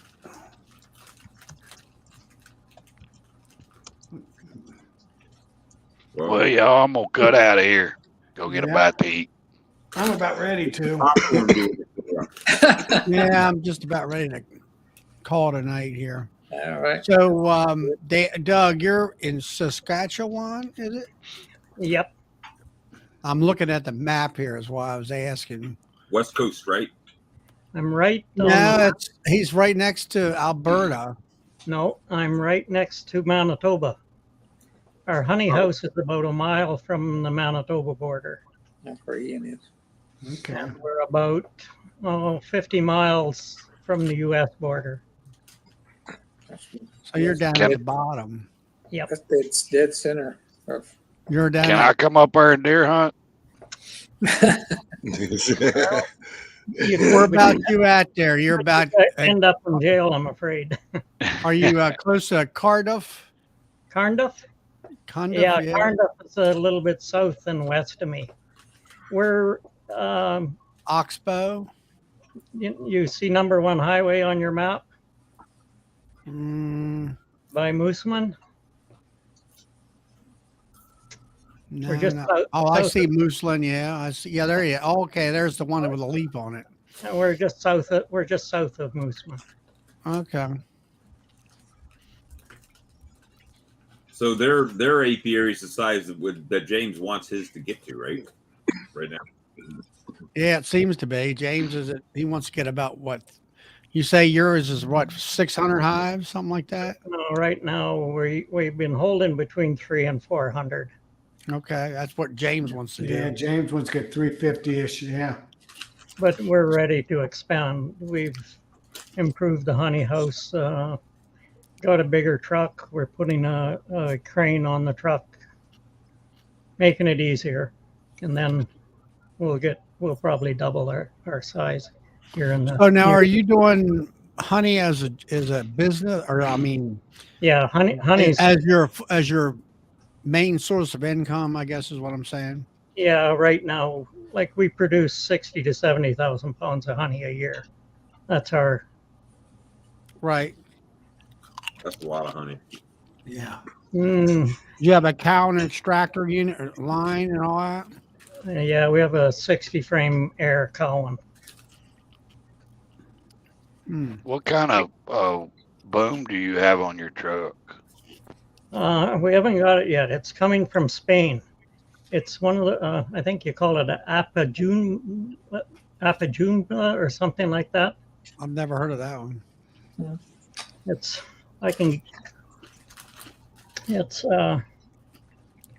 all hydraulic. It's much like the Easy Loader, except it's spelled Apijuneda. If you can say that. Apijuneda.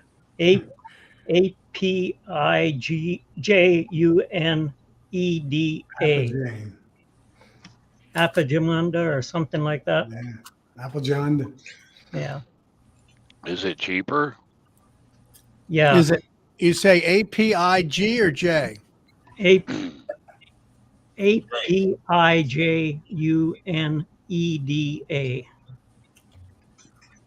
Apajundea. Yeah. Yeah. Yeah.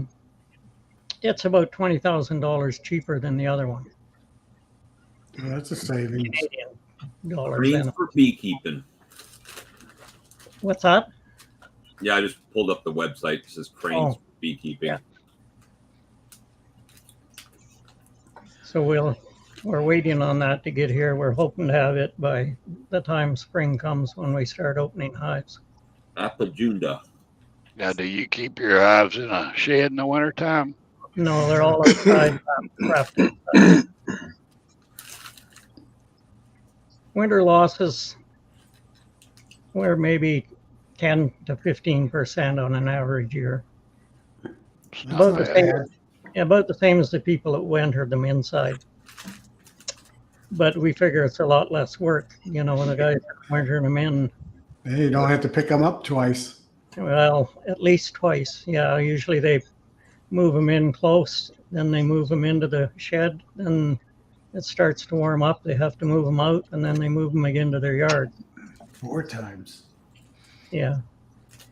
We're trying, there's an outfit out of Edmonton, Beaver Plastics. They make a styrofoam hive. We got a pallet full of them. We got 50 of them a year ago. We're trying to use them out in our yards, hoping we don't have to do any wrapping and stuff. Cut out the wrapping and just use these insulated supers. But we're a lot different. Like listening to you guys, our bottom boards are sloped. They're 3/4 of an inch on the back and probably an inch open on the front. And once it warms up, we leave that full inch open all the way across. And we go on to 2 deeps. We have a single lid with a 3/8 rim on them. And there's an upper entrance in that lid. And that's how we wrap that and hope for the best after that. They very seldom starve, like 2 deeps up here. Most times they have never used the honey out of the 1 deep even. But the 2 deeps insurance.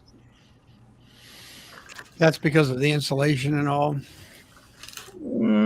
I think No, when when the temperatures are minus 15, minus 20, minus 30, everything slows down in the hive. I think they just don't use as much honey.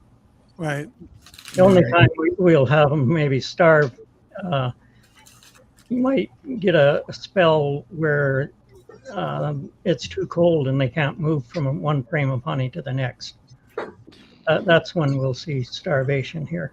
Yeah, we've had, where I'm at in Ohio, we've had one of our worst winters for a beekeeper because every week, almost the whole winter, they were flying.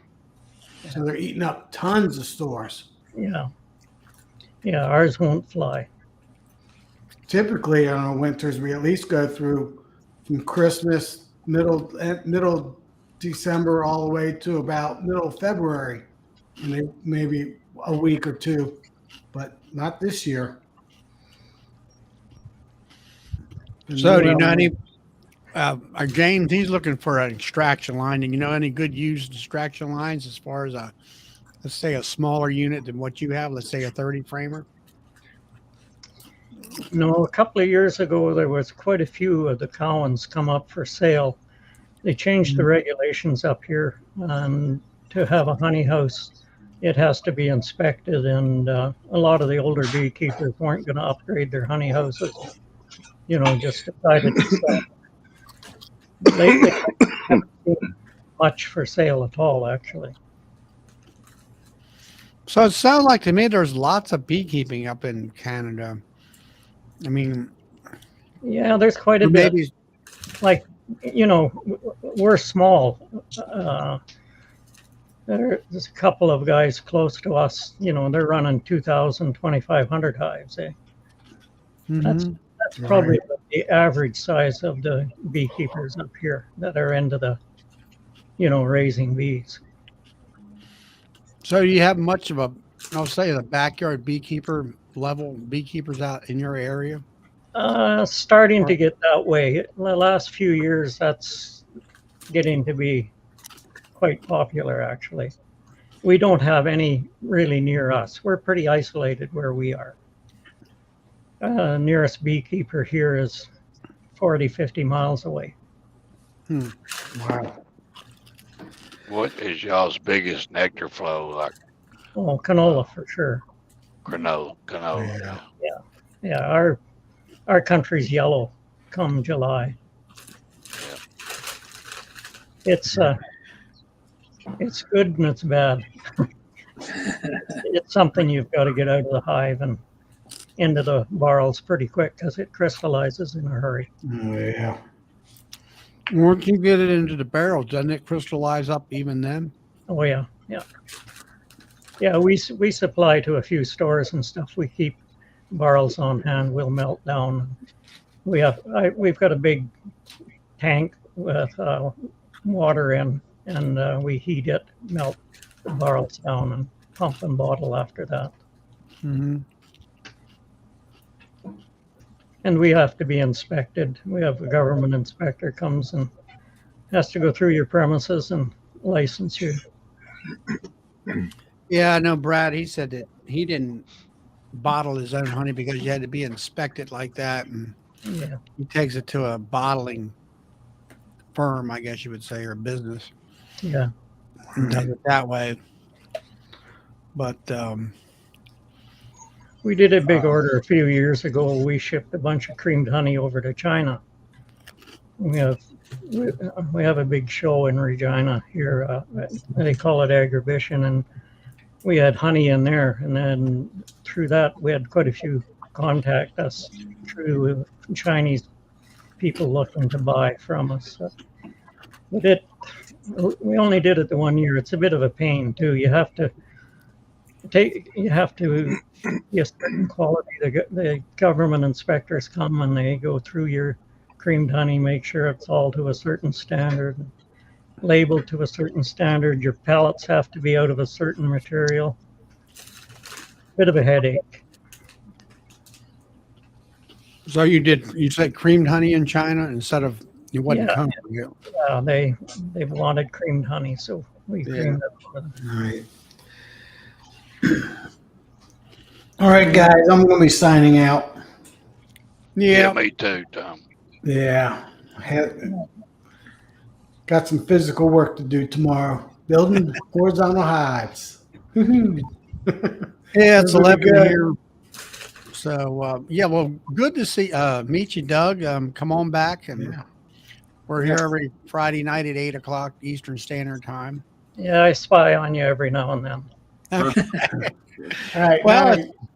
it's good to meet you and, you know, to kind of know what your operation is. We're always interested in, or at least I am, in the commercial end of it and how you do things and that kind of stuff. Let's now I know we have 5 beekeepers in Canada now. Yep. I'm adding to my collection. we got Doug and we got James and we got Brad and I got Ian, but he, you know, who else? Who's the fifth one? Phil the bee man. Phil the bee man. Phil. Oh, Phil. Okay. Phil the bee man. Come on. He's the king of Canadian beekeeping. Yeah, he's famous. Oh, yeah. Yeah, he's been in the business a while. All right, y'all. Good night, everybody. All right. All right. Night. I'm just We'll chewing see on y'all my later. All right. Well, I'm going to go ahead and shut down, guys. Shut her down. And we'll see y'all next week. All right. Take care. Good night.